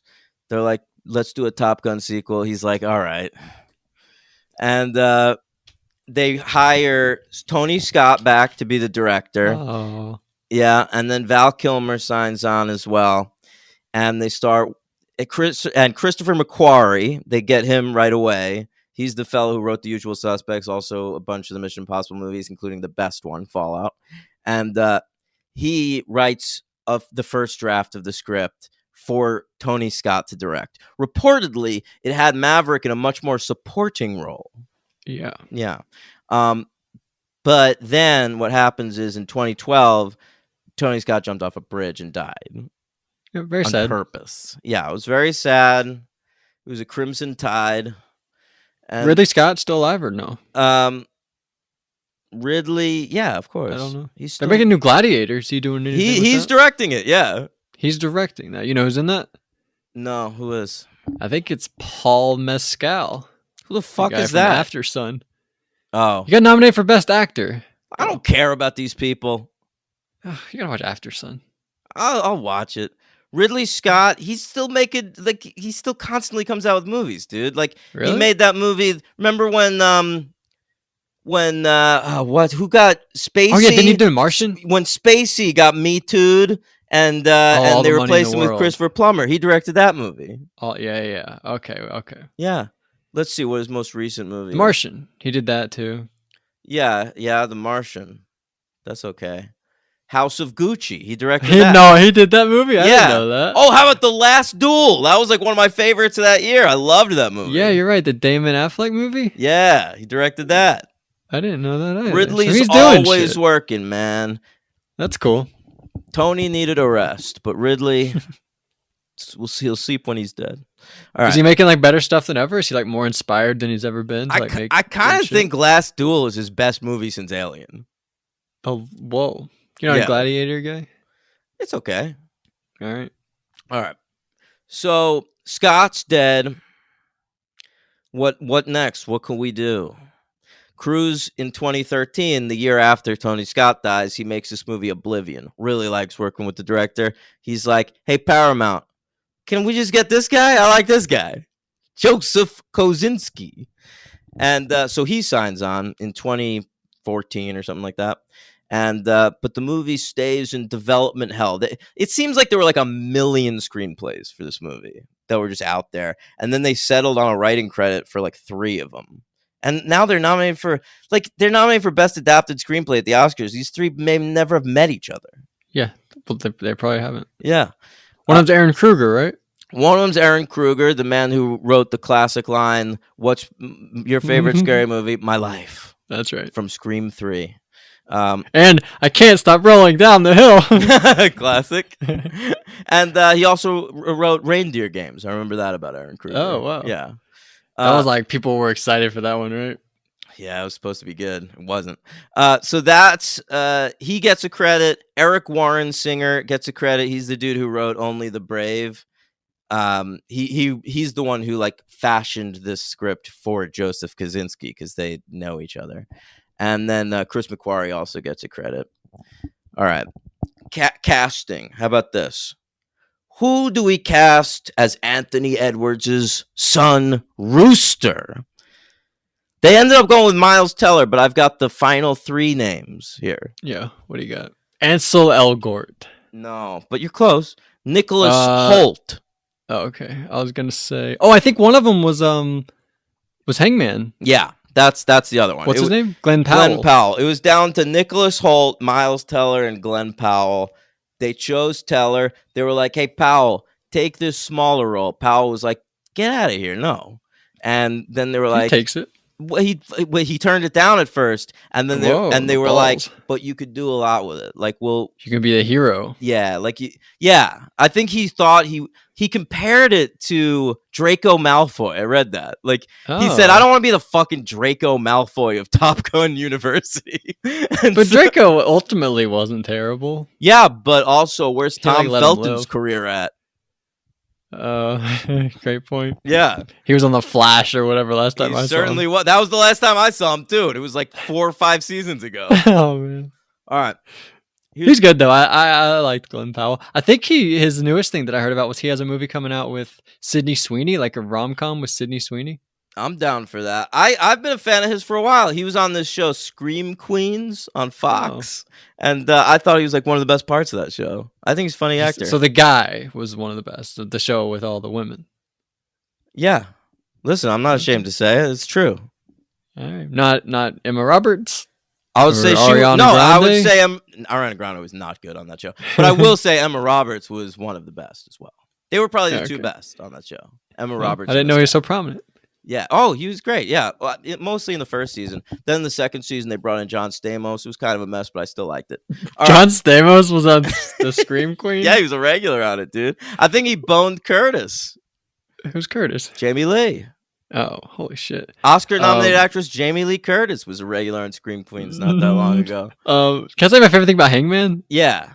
Aside from his dashing good looks, is I like that on his helmet. You know how they all have their call signs. They on leave out 2 of the letters. because it's like the Hangman game. Yeah, I like that, That's too. awesome. It is That's really cool. cool. It's like their helmets now are more like goalie helmets, where it's like personalized. Goalies can do that. Only the yeah, goalies. yeah. Goalies in hockey, they all have like their own designs for their helmets. That's pretty neat. Yeah. I always thought they should have adopted that in baseball. Have the catcher do that. All right. Anyway, but hey, here's another fun fact about the casting. Did you know that Thomasin McKenzie was originally in the cast of this film? No, as who? The woman? No, she was gonna play Jennifer Connelly's daughter. Oh, And then her like career blew up after she signed on for it, and she was like, "I'm gonna go do other shit." I mean, this is a huge movie. But come on, that daughter has like nothing to do. She's got that one good moment where she tells him like, "Don't break my mother's heart again" through the window there. Yeah, you're right. She's very nothing. Yeah, Amelia. yeah. So the film finally gets made. It gets the first trailer shown at New York Comic Con, July 18th. You ever been to a Comic Con? Not. Any cons or anything? Oh wait, Probably I've in been New to York. New York Comic Con. I fucking was wrong though. It was at San Diego that he did this. I've never been to the San Diego one, which is the big one. But you know what? The New York one felt too big for me too. So I feel like I'd feel claustrophobic or something. But all right. So the original release date for this movie, July 12th, 2019. All right. But they didn't have it done in time. They had some action sequences they still needed to work out. So they show the trailer July 18th, 2019, and set the release date for June 26th, 2020. Now, something happens in the beginning of 2020. I'm not sure if you know about it, but a huge pandemic happened. Oh shit. Yeah. COVID-19, the coronavirus I'll tell you, to its friends. I thought that this movie was the movie where Tom Cruise was on set yelling at everybody, but that's the next Mission Impossible movie. Yep. So I got like I was literally watching this movie thinking like, oh, I'm finally watching the movie where he yelled at everybody, but I looked it up after. Nope. No, this movie was done. Like they finished Top Gun Maverick before COVID happened, and they just like wouldn't release it because like I remember Paramount Plus floated or Paramount floated the idea of debuting it on Paramount Plus, and Cruise was like, no go. Yeah, this is a theatrical release. Yeah. Yeah. So June 26th, 2020 gets pushed back to December 23rd, 2020. Then there's like the Omicron variant. Oh yeah. Remember the Omicron? That was fun. That was a wild time. So it gets pushed back to July 2nd, 2021. Then pushed back again to November 19th, 2021. Before finally debuting 3 years after it was made, May 27th, 2022. And I gotta say, I always say Avatar was the movie I was wrongest about because I thought it was going to tank and then it became the highest grossing movie ever made. The first one? Yeah. You thought that was gonna tank? Yeah, I really did. It just looked so stupid. And then I saw it and it was so stupid. But this movie, I really thought they were going to take a loss. It cost $170 million. Don't doubt the Cruiser. I did. Listen, the Cruiser isn't quite what he once was. I mean, now he kind of has a resurgence because of this movie. I'm so excited for the future of Tom Cruise right now. After he finishes, he's just gonna make Top Gun and Mission Impossibles back to like one and then he's the done after these next Mission Impossibles, right? Part 1, Part 2. Yeah, but there's a Top Gun. They're not gonna make anymore. Right? They're gonna make more Top Guns. I guarantee it. It's already in development. All right, I didn't know that. But this Top Gun, I was just like, I know that movie was a huge hit in 1986, Top Gun. But does anyone really talk about it today? Does anyone really give a shit? Like, and I was like, usually these legacy sequels, you can bring back like 1 million people, but you're only bringing back Cruise and like Val Kilmer, who can't talk now. Like, it seemed like a mess to me. And it's the director of Oblivion, which nobody really gave a shit about. And he also directed Tron Legacy, which kind of tanked. And, you know, I just wasn't that an old thing he brought back? He's good at this stuff, right? Yeah, but I mean, that didn't do well. Like, people didn't like that movie. They didn't have Tom Cruise in it. They only liked the Daft Punk soundtrack. He was making Minority Report. Yeah, but they got Jeff Bridges back for that one. Okay. I don't know. I didn't see it for whatever reason, and I was wrong. I was fucking wrong because this movie was huge. You saw it. You were there. I saw in theaters on my first date with the girl I'm with now. Whoa, that's awesome! Great first date. Yeah. And Were you like, we're gonna be Jennifer Connelly and Tom Cruise? yeah, I was thinking about Had she that seen the whole Top Gun? time. Yeah. She's Oh, okay. pretty well read. She's cultured, unlike Yeah. me. How I didn't see it.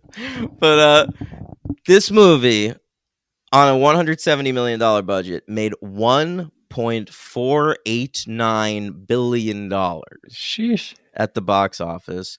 You know, Cruise signed on for $13 million up front, plus a percentage of the gross. And I read that he's made over $100 million from this movie. Whoa. Wow. He'll He just- could sign on for what, like 7% and make $100 million? Something or like whatever? that, yeah. And he's gonna put all that money back into Scientology. So Scientology's about to have a huge resurgence, gang. Is that what he does? Oh yeah, he gives all his money to that stupid church, quote unquote. But aren't church. Scientologists like really positive? Yeah, listen. So it's probably like really positive to be around. He's probably not like, Yeah, right? but he's positive to an extent. If there's anyone negative around him, he has to cut them out of his life entirely. that'd be so scary working with Tom Cruise, probably. Yeah, it's insane. I mean, I had my brush with Scientology. There were things I liked about them. Right. They're straight edge. I like that. Yeah, that's why you like No, CM Punk. yeah, that's right. No drink, no drugs. I that's interesting to me, but I don't know, all the Thetans and Xenu that turned me off. All right. All right, but all right, it's been nominated for some awards, Logan. Wait, this is the $7th billion movie that we have covered. Spider-Man No Way Home, Top Gun Maverick, they're second place, Lord of the Rings, Return of the King, Toy Story 4, Toy Story 3, The Hobbit, the first one, and then Jurassic World Dominion. And this movie, you know, it was number 2 at the box office overall for 2022 because Avatar: Way of Water, you know, they juke up the prices by selling it in 3D and IMAX and shit. But I did for this one too, right? I don't know. I'm sure a lot of people bought 3D IMAX tickets for this, right? That's crazy. But I mean, maybe. But Why? why Why is that crazy? would you? Why, just watch. I it. noticed It's a on my movie. Paramount Plus version that it often there's a bunch of times where it clearly changes from IMAX to like normal digital. I cameras actually or whatever. noticed some shit like that too. I didn't really think about it at the time though. So I'm sure that would have been great. Yeah. But whatever. I don't care about that shit. But you know, Top Gun Maverick here in America, which is all that matters to me, was the #1 film of 2022. Oh shit! Wow. Yeah, that's right. We don't give a shit about your giant blue aliens. Fuck you guys. Well, I'm sure that's second, right? What? I'm sure the Avatar's second. Yeah, it was second. All right. So All right. I guess Banshees of Inisherin. No, just kidding. No, the first movie on the list of domestic box office that's not a franchise movie is Elvis at number 11. Wow, that made that much money. Mhm. Elvis. People love that fella. He was What about Nope? Where's Nope? that was around. It was like number 14. I noticed. All right. What about Bodies, Bodies, Bodies? That nowhere close. Come on. All right. So this film, it's been nominated for some awards, and it's already won a couple. Best fucking picture. Yeah. All right. Can we talk about that? Yesterday they announced the Oscar nominations. You say should be Armageddon time. Well, yes. Well, I've probably over Avatar over this, right? What? This is better than Avatar. I'll say. Of course it is. Listen. The Oscar nominations came out. Top Gun Maverick is nominated for 6 awards, okay? Editing, song, sound, visual effects, adapted screenplay, and best picture, where it's nominated opposite Avatar: Way of Water. And I just want to and Everything Everywhere All at Once got 11 nominations, including Best Picture. We are a nation of babies. We are a nation of fucking like in the 80s, in 1986, we were giving awards to Platoon and The Mission and shit. We don't have movies like that anymore. They do though. There's great films All out Quiet on there. the Western Front. I mean, kinda, yeah. But Have you seen that? no, I'm not gonna watch that. You're not gonna watch it? I'm gonna watch them all. I'll watch Blonde. I'll watch that one. I watched I'll watch Blonde. Triangle of Sadness. I'll watch them all. there's artists working in film right now. You know, like Robert Eggers put out a film this year. It wasn't even considered for awards. All right. Yeah, 0 noms, right? Yeah, zero Probably noms your favorite anywhere. of the year. One Or of it my was for a favorites while. of the year. Yeah, and Vengeance, your favorite of the year. Well, 0 noms. yeah. But all I'm saying is people are still making challenging art, and we as a country, like in the 80s, Tar, that's we what didn't Tar's nominate fucking Goonies for Best Picture. We didn't nominate fucking Back to the Future for Best Picture. Those We were should've. that was commerce, all right? We went to see those in theaters. We loved them. But when it came down to talk about art, we talked about fucking art, all right? Now, art is just Top Gun? Are you like I love this movie, but are you fucking kidding me? Well, it's not gonna win. Top Gun for Best It's not- Picture. Also- Avatar also- 2 for Best also- Picture. Back in the day, we only had 5 nominations. If we only had 5, these 2 would not have made it. No, but These were but definitely Everything like Everywhere the All 8, at 9, Once or would 10. have been, and I see that as like a modern day Goonies. If we had 5 nominees, it would have been Everything Everywhere All at Once, Tar, Banshees, Elvis, and something else. Yeah, and that's embarrassing. Why? Tar? Elvis. Tar, Banshees, those are great movies. I know, but Tar is a great movie. I think about that movie all the time. I do too. Tar might be my favorite of the year. Yeah. I really keep going back to that one in my head. A great movie. But I mean, we're just children now, Logan.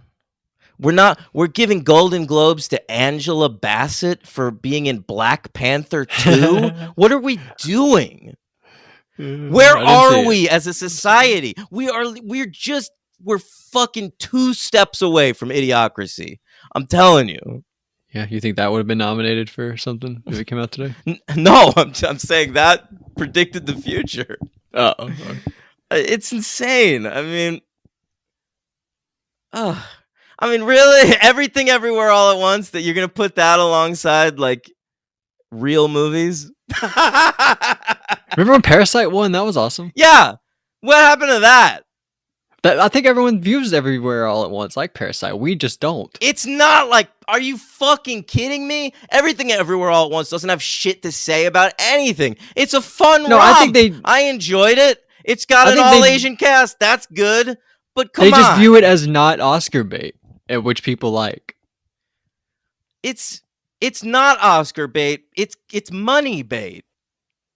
I don't know if that's There's true. a difference between the two. I think the Daniels are creative bait. I think they just like doing their thing. Yeah, they made a fun, silly movie. Great. But we didn't nominate fucking Scott Pilgrim for Best Picture. We should have nominated Swiss Army Man, though. Fuck off. All right, let's talk about Top Gun Maverick. This is a great movie. I don't know. What are we I was doing? bummed out by those Oscar noms, man. They sucked. Yeah. BAFTAs, Was Armageddon Time nominated for anything? No, of course not, because it's about Jewish people. BAFTAs nominated Top Gun Maverick for cinematography, editing, visual effects, and sound. No cinematography, which I was upset about when I saw that. The Oscars? You want this to get nominated for an Oscar for cinematography? Should we look up what else got nominated? I think this is an incredible looking movie. I agree, but There's all fucking real jets. but and it's shit. just It's a awesome. fucking it's a fucking Tom Cruise in a fighter jet. That's what this movie is. All the scenes in the bar look amazing. Jennifer Connelly looks amazing. Cruise looks But there's amazing. real When he's on movies in the world. There's motorcycle. actual films being made. I'm not saying it should win, but it should be nominated, I think. Why? Take out Triangle of Sadness or whatever. It used to be that the reward for a movie like this is that it made $1.5 billion. But that's not enough anymore. We need I to do give agree it with that. accolades. Their award was all the money they get to sleep on. Yeah. It's fucking insane. All right, I'll tell you, it's already been nominated for a couple of award shows that already went down. How about the GGs? Yeah, any wins? Yeah, actually it didn't. It lost both of its GG noms. It lost Best Drama to The Fablemans. Oh, that's about Jewish people, so I'll give it, yeah. All right, wait. We're going to go through cinematography noms. All Quiet on the Western Front we haven't seen. Bardo, this or Bardo? What looks better? Bardo. All right, Elvis. I'll tell you, this looks fucking way better than Elvis. Elvis is like Bardo, the shiniest. Bardo, false Chronicle of a Chronicle Handful of of a Truths. Handful of Truth. I just always want to say the bad titles of Inarritu movies. Sorry. What's next? Elvis, I'll give this over Elvis. Empire of Light, I haven't seen, and Tar. Fine if you want to give Tar over this. It's but like they don't even think about it. what's Empire of Light? Oh, Roger Deakins shot it. They were like, let's give Roger Yeah, let's give Deakins Roger a- D. Yeah, I want to see Empire of Light. It's directed by Sam Mendes. I think he's interesting. Is that the Bill Nye? No, what's that movie? I don't He was know. nominated for something. I don't care. Okay. This was also nominated for Best Song at the Golden Living. Globes, and it lost to that one from that long movie you like. What did you just say? You will pay. What did I like? Arr. Oh, okay. It was fine. People love that movie compared to me. I'm just the one person you talk to about it. so- Yeah. So you're my only point of reference. All right. I liked it. People loved it. I had complaints about it. I said the subtitles were bullshit and everything.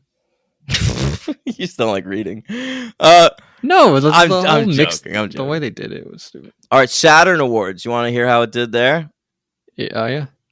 It was nominated for Best Action Adventure Film, and it won.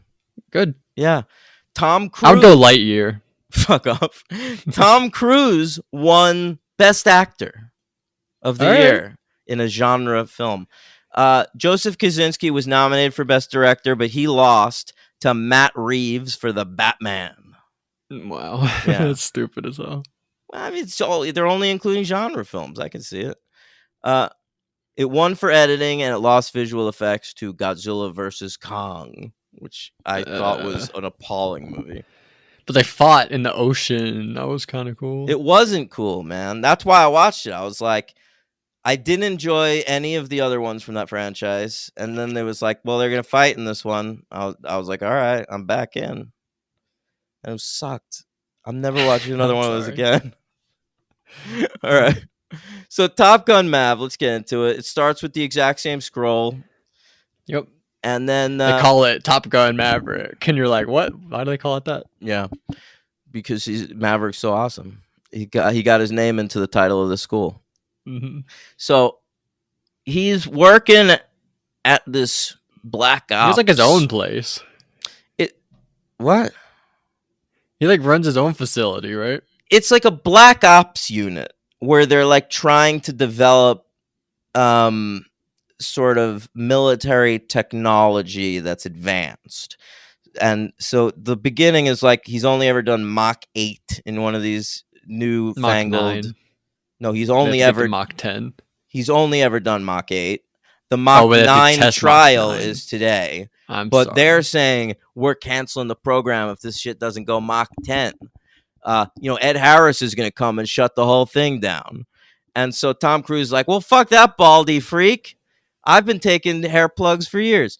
they were together in The Firm, by the way. Oh, wow. A reunion. Ed and Tom.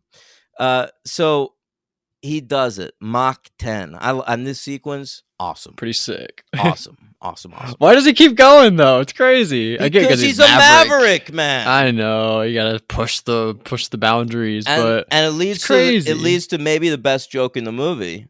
Really, I think so. when he lands, He crash lands looking like a fucking astronaut, and he walks into that diner and takes a glass of water, and then he says, "Where am I?" And the little kid turns to him and says, "Earth."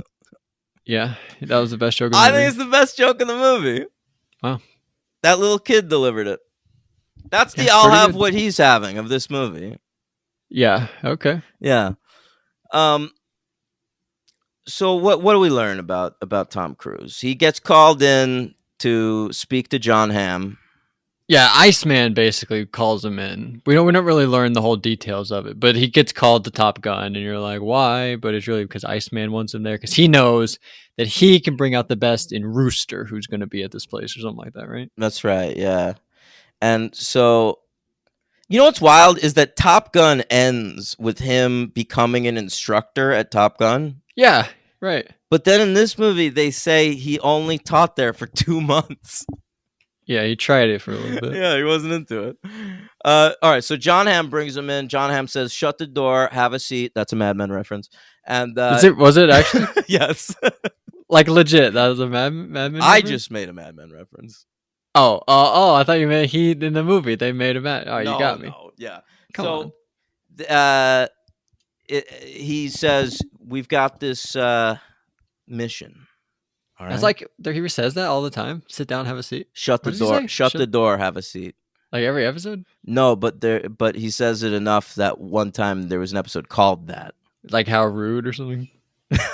Yeah, that's Don Draper's How Rude. Shut the door. Have a seat. All right. So there's going to be a uranium plant opening in 3 weeks. Where is this, by the way? We never talk about countries in either of these movies. At one point at the end, they like go to the Indian Ocean, I think. Wow. Okay. Or no, maybe that's the first movie. Might be. That is the first movie because there's like a tacked on extra mission at the end. They're like, dude, you five are called to the next mission. There's like, a uranium plant opening in 3 weeks. They got to shut this shit down because otherwise there's going to be a stockpile of nuclear weapons. This was all very Mission Impossible-y to me, I thought. Explaining like these are the missions or the instructions to your next mission. Yeah, and they didn't really need to get that detailed. They could have just said it's the mission from the end of Star Wars. Yeah, and it's they exactly been a great the joke. trench run from Star Wars. Yeah, basically the same thing. Yeah. So John Hamm doesn't like this Cruise guy. Because he's old. You're old news, Cruise. We want young blood out there. You're not going to even be part of this mission. You're just training the youngsters, all right? And is that why he doesn't like him? Because he's old? I think he just doesn't like his recklessness. He's like how he goes about his business. Yeah, I guess that's true. That's part of it. That's part of it for sure. The first thing he does is he throws out the handbook. Yeah, he literally throws the rule book in the trash. Yeah, incredible moment. Is it? I absolutely love that moment. I mean, I kind of love it too, but it's really like that belongs in the first Top Gun. But that was very Maverick to me. I was like, oh, he's Maverick. Yeah. Well, Maverick, he tosses out the rule book everywhere he goes, bro. There's no rules when it comes to Maverick. He's not even following the rules of physics sometimes. He could go Mach 10.3. He goes inverted sometimes. Yeah, that's crazy. Who does that? Only Maverick, I think. We only ever see him do it for sure. All right. So he gets assigned. John Hamm's like, all right, you're doing this, motherfucker. And he's like, I guess, fine. So he has 3 weeks. Yeah, he's got 3 weeks to get this team into shape. So he immediately goes to a bar and starts drinking. Yeah, I guess I didn't think about that. Yeah, and Jennifer Connelly's there. They used to... Oh, yeah, because he doesn't even know she's there. He's like, whoa, what the fuck are you doing here? So, he's just there drinking. That's actually a good catch. Yeah, Jake... Well, I think he's there to scout his guys, actually. Oh, he knows that they're there? Yeah, that he's figuring that this is the one bar by the school that we're going to be teaching at, the base. And so... I bet you my guys will be here. And he's Was that the same bar that he was at in the first one? I don't believe so. Okay. But why do you say that? Why would it not be? Because I don't think this is the same location. Is it not? I feel like at the beginning Ed Harris says like this island called, and he's like, that island, and they're like, yeah, we're sending you back to Top Gun. Like he's familiar with the location of the place. They call Ed, yeah, maybe you're right. They call Ed Harris the Drone Ranger because he prefers drones over pilots. Did you like that joke? I didn't catch that they called him that. The Drone Ranger. Yeah. Great joke. All right. So at the bar, he flirts with Connolly. They used to fuck a long time ago. And he's like, maybe we should start fucking again. You're looking pretty good, Jaycon. Those eyebrows are holding up. You got a tan. I'd like to house your sand and fog. Am I right? What does that mean? Well, she was in a movie called The House of Sand and Fog. Jesus Christ. Did you catch what song was on in the background? What was it? It was Let's Dance by David Bowie. I did notice that because I just watched Bardo, False Chronicles of a Handful of Truths, and that song's also in that movie.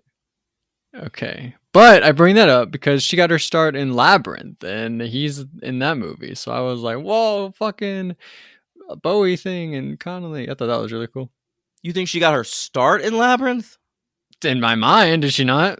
I think she was around before that. In my mind, she was like a little kid in that movie. Maybe you might be right. I have no idea. Anyway, she's not a little kid anymore. She looks wonderful. She has a little kid. I guess she's not that little. She's What? probably like. I said she has a little. She has a little kid. in the Oh movie. yeah, she's like, how old is she supposed to be? Like 13 or Probably like 14? she's hanging out with her friends, right? Probably like 14 or something. Yeah, I guess that's true. I mean, what do you think of Jennifer Connelly? Would you requiem her dream? I mean, like in general or in this movie? Just in this movie. I thought she was really good. I've been watching a lot of Tom Cruise movies, obviously. So I've been seeing him a lot with all these different women, and I think this is one of the most like. I mean, obviously it's the oldest he's been. This is the most recent movie he's done, but this is like a really like grown up adult relationship. I thought it was really. I liked it. I still think it's weird that they're patting him on the back for like having an age appropriate woman in this movie when like they the fucking lead of the movie, the original, just got like shunted off. Yeah. Anyway, Also, weight appropriate. weight appropriate. Yeah, it's age appropriate and weight appropriate. She's looking great. I invent her habits. And I don't even know what these are. They're Jennifer Connelly movies. Well, I know that, but I don't even know. Hey, watch Inventing the Abyss, bro, if you want to see Jennifer Connelly get down and dirty. With whom? I want to say Joaquin Phoenix. Oh, wow. Yeah. Okay. But so there's this one scene where Joaquin Phoenix walks in on Jennifer Connelly having sex, and she's on top facing the door, and like she just is like, hey, stay there and watch. Like it's pretty good. All right. Wait, so she's with? I thought you She's said she was boning- with Joaquin Phoenix. No, later. But he sees her with somebody later. else? She is, but when at early in the movie, he catches her having sex with somebody else. I understand. Anyway, what a film. So, so he's at the bar. By the way, What? the cool thing about her character is she's mentioned a few times in the first movie. What are you like, talking apparently- about? Oh, you didn't know this? No. Maverick in the first movie. There's like a whole thing where like they like the guy who like sends him to Top Gun. at Oh the my beginning, God! I know what you're talking about. I just clocked it. He mentions like all his resume, like all the bad things he's done. He's like, yeah, hey, sleeping with the admiral's daughter, yes. Penny, and this is her. This is Penny. And Anthony Edwards says her name, Penny. It's her. Oh my God! Yeah, and I think they mentioned her in the Meg This Ryan makes scene. the movie even better. Wow, I didn't know that you didn't know this. I had no But- fucking idea. I thought this was an invention of this movie. Maverick, would you go fetch him? Doesn't he ever embarrass you? Goose? Hell no. Well, there was the time. Admiral's daughter. What? You told me all about the time you went ballistic with Penny Benjamin. So she predates Kelly McGillis. So fuck Kelly McGillis. Kelly McGillis was a supervisor. She shouldn't have been fucking students anyway. Get out of here. I hope she's in prison. So Jennifer Connelly's the real love of his life. That's why they're like, we always do this. It never ends well. So to you, they were just like saying that and you were just buying it. But yeah, to I people just thought like they were me, establishing a superfans, backstory. No. No, there's She's been more there to all it. along. Yeah. All right, so that's great stuff. Then so who's the team? We've got one girl. Yeah, what's her name? Phoenix. I liked her. Yeah, she's great. I liked all of them actually. The fucking team. Like Yeah, a few of them. There's like 3 or 4 we don't really see that much of. Fanboy, Coyote. But the ones that get Payback. stuff to do are all good. Right. Phoenix, Bob, Hangman, Rooster. Those are the real ones you need. Yeah. Right. Shout out to my real ones. Yeah. Seriously. Yeah. They play Slow Ride, which I loved. That's a great song in a movie. Yeah. What's your favorite appearance in a movie? I think Dazed and Confused in Yeah, that one, right? that's the one. Yeah. All right. And then they sing Great Balls of Fire.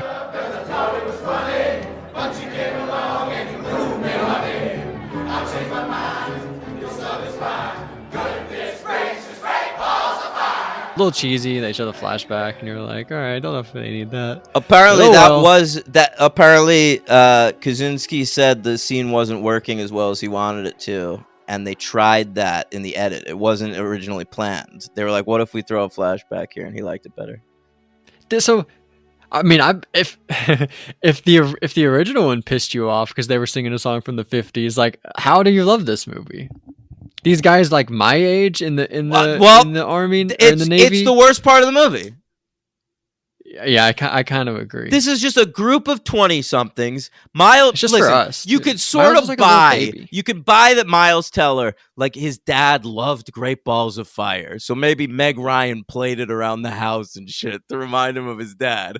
But like, he gets onto the piano, starts performing that song, and every 20-something, every 20-something military douchebag in this bar just gets up and knows all the lyrics to Great Balls of Fire, all the verses, all the chorus, like everything. Yeah, no, I thought the same. I thought the exact same thing. It's And I ridiculous. and I didn't love when they. I guess it didn't work without it, but I didn't love when they cut to them all singing it. and stuff. I was okay with it just because it was from Maverick's perspective. He was like seeing Rooster, like, being his dad. All right. Connected I did to like. shit. There's like a lot of like different. There's like a lot of sub. I don't know if it's subtext, but a lot of emotion in this movie. Like Maverick feels responsible because he killed Rooster's dad, so he's like trying to avoid Rooster in the bar. Like doesn't want to see him to have like any like sort of interaction with him. It's all like interesting stuff. You're like way on board with That's that. what I'm saying least I about was. this movie superseding the original. Like Top Gun is a stupid movie. Like it's a meaningless, dumb movie that should have just been forgotten about.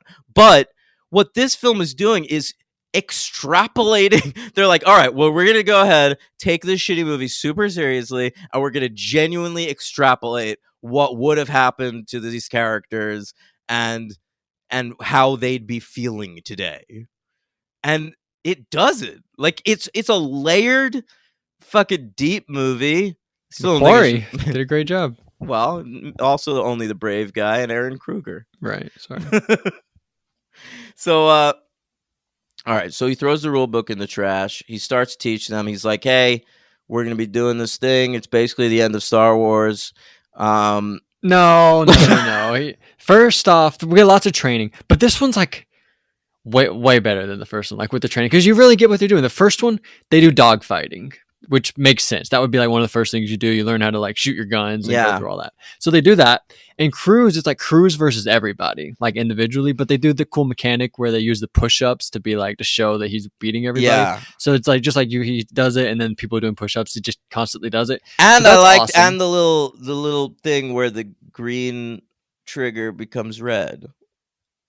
Where the green trigger. Oh, so you can visually tell that he locks on to them. Yeah. That's a great job. I think that's just a real thing. That's not a movie thing. I mean, well, it's from the original Top Gun. They use that technique in the Oh. original Top Gun. I don't know if it's a real thing or not. It might be. I know the Navy was heavily involved the in hell do I the know? original Top Gun. Yeah, right. Pete Pettigrew, right? One of the best. He was a consultant. Yeah. But great song too. The Who that Won't song, get fooled again. It's awesome. It's this is like one of the greatest sequences of 2022. This part ruled. Fanboy, you see him? Nothing on the radar up ahead. He must be somewhere behind us.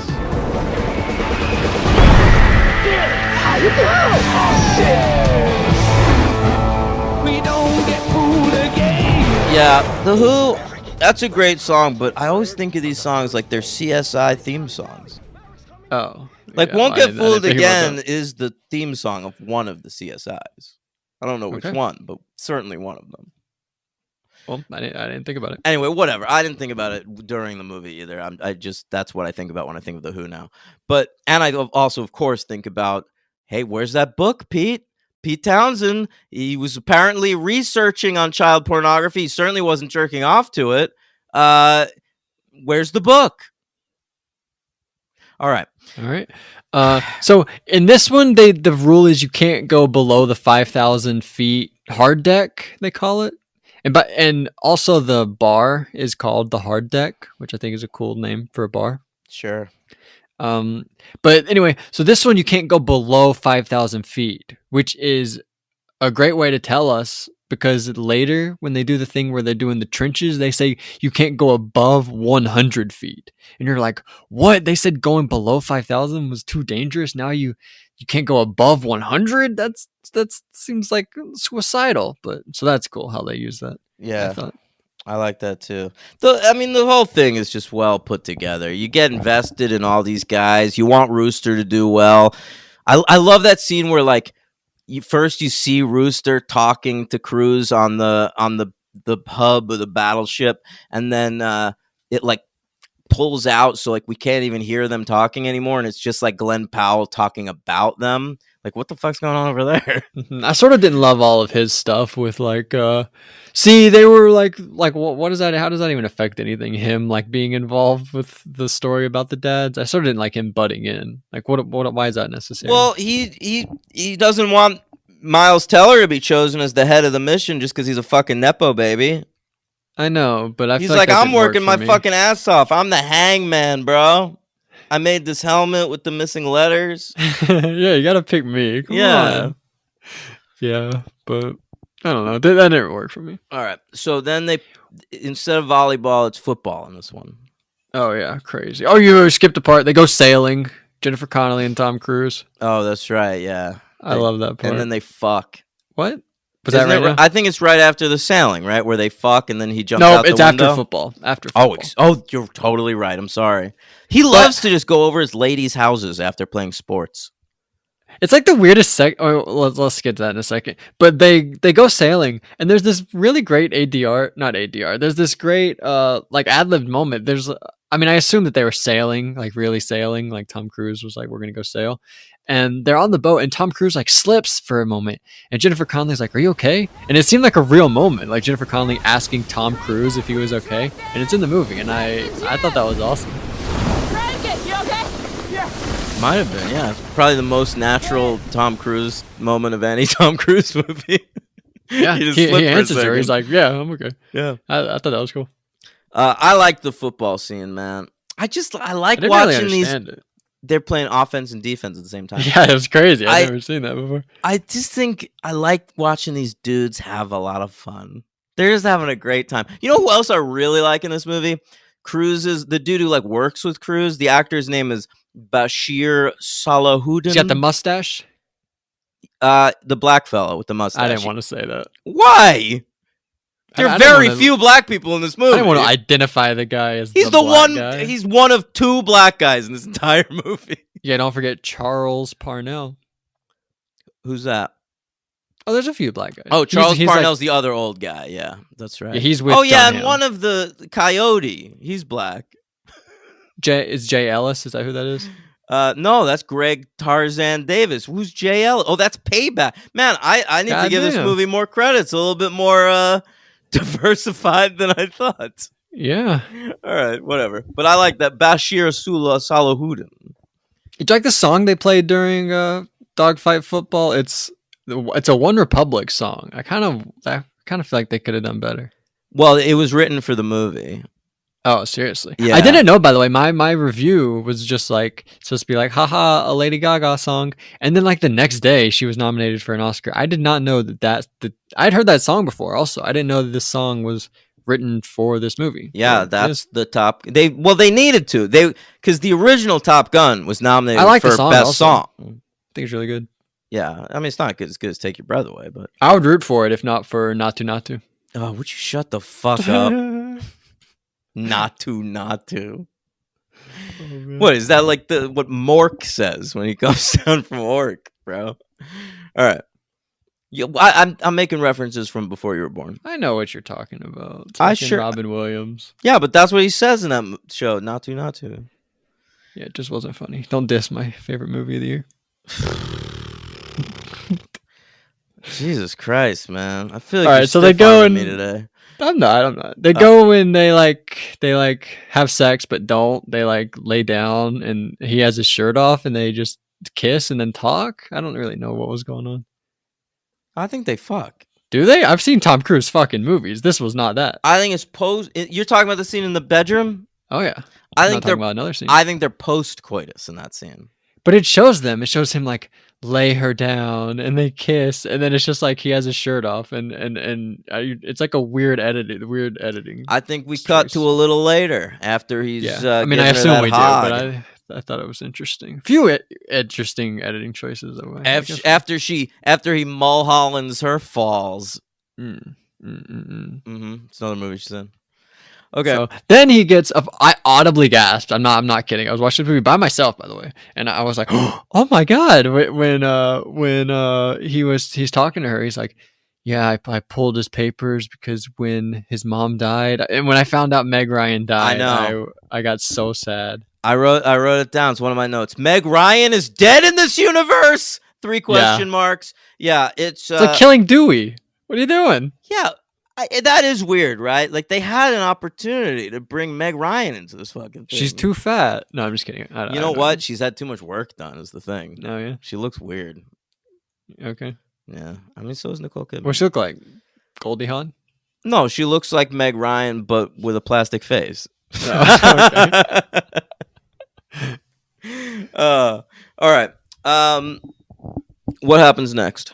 Then they realize we get another training montage. They realize we're gonna need 2 miracles. One plane is gonna have to go and like blow up a thing to expose, and the other thing is gonna have to do a kill shot. So they do that bit where they train for that. Yeah, And that's pretty good, right? Is this around when the one girl gets hit by birds? Yes. It is that moment. Phoenix and Bob get hit by birds. They talk about that like it's a thing that happens all the time. Do pilots always just have problems with birds? They must. That must be a common thing. That's wild, man. You'd think like birds would know now. Like when you see one of those things flying, move. They're so fast. Come on. They're so fast. Yeah, birds, they have good reflexes, right? They're going Mach 10 sometimes. They're not going. This guy's not going Mach 10. Yeah, he's going Mach like half. I don't know. But I did want to point out. I mean, we've already talked. This is a long episode, by the way. I know it's too long. We've already talked. I don't think it's too long. I think this is deserving of it.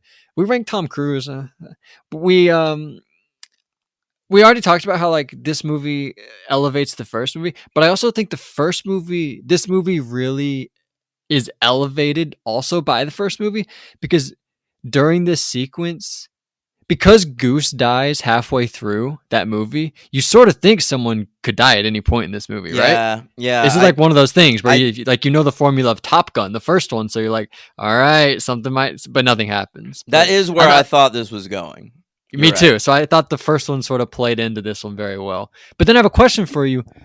Should somebody have died? Because nobody dies in this movie. No, nobody should die in this movie because Tom Cruise's whole thing is like he's going into this mission and the higher ups like John Hamm and shit are telling him like there are going to be casualties on this mission. There's no way to do it. They keep saying like that's another great part of this movie. They keep like excusing the part where they're even going to make it home, but Cruise is like they're going to make it home. But then they complete the mission and everyone's cheering, but then Cruise is right, like they have to still make it home, and that's when everything goes crazy. Right. It's fucking awesome. But yeah, that's what I like. Like Cruise has this whole philosophy now. Like he saw Goose die. He never wants anyone else to die around him. Cruise has to be right. Yeah. So like they go into this mission with like all the military brass saying like there are going to be casualties. There are people that are not going to come back from this mission. And Tom Cruise, Maverick, is so fucking great, Pete Mitchell, that he manages to bring them all back from the mission. That's it. Yeah. So you can't have someone die. Great point. I didn't think about that. Thank you. But I'll tell you who does die, Val Kilmer in this movie, which I forgot about. We did skip over the Iceman. I remembered the scene where he goes to see him in the house because, you know, you get to hear Val Kilmer go like, I was Batman Come once. on. I did think when they said Iceman, I was like, whoa, he played like Batman and a villain. And then I was like, no, wait, that's Mr. Freeze. I'm so stupid. No, Iceman's one of the original X-Men, my friend. Right. Yeah. Right. But Ashmore, right? Well, in the movie, yeah. So, but yeah, I forgot that he dies. We get a scene at Val Kilmer's funeral with a big Val Kilmer photo bomb. Can I tell you something about? We get like 4 or 5 Kilmer photo bombs. I was going to bring them up, but then we actually weird. I have something to say about Val Kilmer. I don't think he lets pictures of himself be released without Photoshop done. You think he's like Vin Diesel or something? Yeah, all the pictures of Val Kilmer in this movie look a little off to me. Yeah. He's just like a weird looking guy. It's like Sandra Bullock at the end of Bullet Train. I wanted to bring something up. At the funeral, there's a song playing, and it is the song Taps. And I bring that up because Tom Cruise was in a movie called Taps. Yeah, and its sequel, Tap's Gun. Yeah, so there you go, Taps. Yeah. All right, what else you got? They fire Maverick. They're like, you're too fucking crazy. Oh no, well actually, because Iceman dies and Iceman's the one who recruited him, Ham is like, well, Ice is dead. We can now fire this loser Maverick. So they fire Maverick, but Maverick's like, wait, they don't know how to do it. So Ham is showing him how to like do it on the radar. He's The like, you can kids do are this, this. rebelling. The kids are? Yeah, I feel when Ham is trying to teach them, they keep Oh yeah, they're like, what are you cut talking them about? in the audience going like, that wouldn't work because of this. Yeah, because they know now. Right. They're well taught by Maverick. Exactly. Yes, great point. And yeah, so Cruz on the radar, they see him take out the thing, and he does the mission successfully. and Oh, that that's part right. rules. It's he does this twice in this movie. Like at the beginning of the movie, they're shutting down his program unless they're able to get a Mach 10, which they obviously can't do on short notice. So he just steals a military plane and does Mach 10, and then he does it again. Here, he's like, I guess I gotta He's prove the best myself at to that. these motherfuckers. Nobody does it better than Yeah. Pete Mitchell. Yeah, nobody does it better. So they go on the mission. They leave Hangman behind. He's one of the reserves. He's disappointed, but you know what? He's still part of the team. And the whole mission rules. Yeah, it's awesome. The whole last It's the last like, 40 minutes of the 35 movie, minutes- and it yeah. all rules. Yeah. I mean, Cruz, he saves Rooster's life, right? And then They save each other's lives. well, he saves Rooster's life and then goes parachuting off into like Siberia, and it's like has to face a helicopter. It's like a scene from Metal Gear Solid. And then, that was crazy. yeah, and then Rooster saves his life, and Tom Cruise gets mad, like, "What? I saved You you. should've let The me whole die." point of me saving your life. What? Yeah. Get out of here."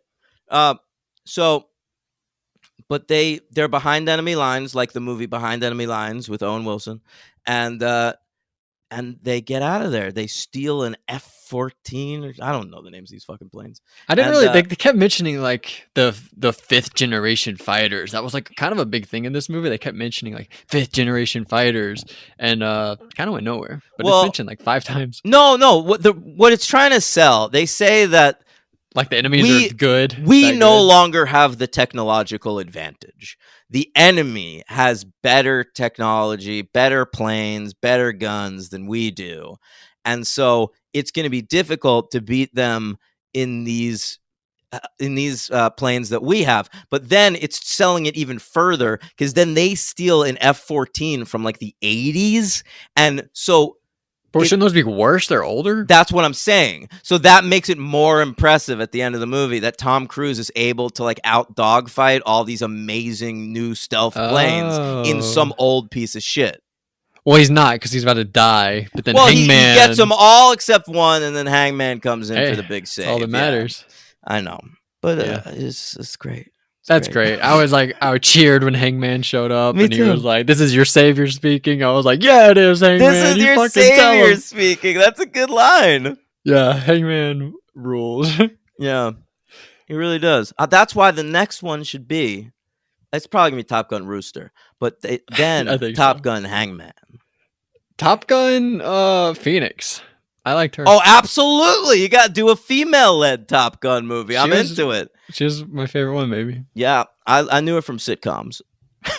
Yeah, I didn't know her. I looked her up. I was hoping I'd seen her from something, but no, She- like a New Girl episode or something. Well, I guess that was old, but There was this show Splitting Up Together where like Jenna Fisher and Kate Hudson's brother Oliver Hudson were like a splitting up married couple living in the same house, and I remember Oliver Hudson dated her for a while. wow. Yeah. Isn't he pretty old compared to her? Well, yep. All right.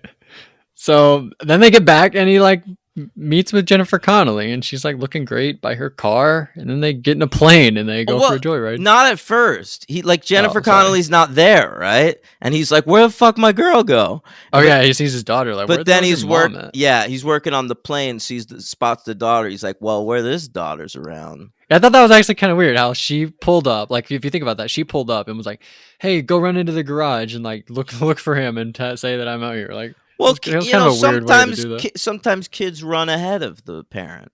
That happens. But that daughter wasn't like a super. I mean, she was like hanging out with her friends all the time. But I feel like she was invested in She her wasn't like mom's, 8 years old. but she was invested in her mom's relationship with Tom Cruise. She's like yeah. She don't hurt my mom again. I love that moment. All right, she's putting in the effort too. I like it. Yeah. And now Tom Cruise he's going to be with Jennifer Connelly forever, probably be a stepdaddy to this girl, and probably still teach at this place. It's a beautiful ending for him. No And need Lady to make Gaga a plays at sequel, the but end. please make a sequel. Yeah, Top Gun Maverick Rooster. Yeah. Yeah, and then the Lady Gaga song plays. All right, so I'm honestly, I thought like for sure I would just give this a 4 going into it. I'm like, yeah, I'll probably like it as much as everyone else, but I'm not gonna give it a 5. But like, I'm between a 4 and a 5. Like I am tempted No, to give it a 5. I am too. But if I give it a 5, I would have to put it like third in my 20, and I'm not sure if it would be my third favorite movie of the year. But I don't know though. Like, there's not much wrong with it, right? Like all the stuff about like It's a little long. Is it? It's like 210 or something. 211. I have the runtime here. Yeah, it should be a little shorter than that. All right, but like all there's the a couple action's way weird- better. the The love is way better. I don't know. Some of the Val Kilmer stuff is a little off to me. I mean, there's things I don't like about the movie. I think if you give this movie a 5, that's fine. And I was not expecting to say that before watching this movie for the first time. Like I Me thought, either, but this I will was, go like, 4. I thought this was getting overhyped to shit, man. Like, It's great, really? though. We're giving fucking 5s to the new Top Gun? What is happening? But then I saw it. I was like, I can see giving this a 5. Yeah, but I'm gonna no. go 4. Me too. Incredible movie. If you haven't seen it, why the hell did you listen to this? But my MVP, I'm going Tom Cruise. Oh, I love it. You Yeah. know, I might go him too, but since you're going Cruise, I think Miles Teller brings it in this fucking movie. Yeah, he's good. You really buy him as Anthony Edwards' son, You really right? do, yeah. And he's not doing an impression or anything. He just like captures the likable essence of that character. I think he's Yeah. doing some really solid work, Miles Teller. And who's your LVP? Well, I have a few names written down. I have Pullman, just because he's Bill Pullman's kid. Nothing Nepo against baby. him. Probably I won't go know. with him. Charles Parnell. I didn't really like him. I thought he had a few line readings that were really bad, actually. But Payback and Fanboy, I also have written down, and I don't even remember who is who. But Yeah, I'm gonna I give got- Fanboy. That's gonna be my LVP. Oh, Because which I one didn't is like that? the name Fanboy. I didn't think the actor was interesting. He was just a boring character. What if it better or worse than Super Fan? Fanboy. That would have been worse. Yeah, that would have been worse. Stupid as hell. Well, what's Um, super? Who's super fan? That's just like a thing that people. Oh say. yeah, I guess that's true.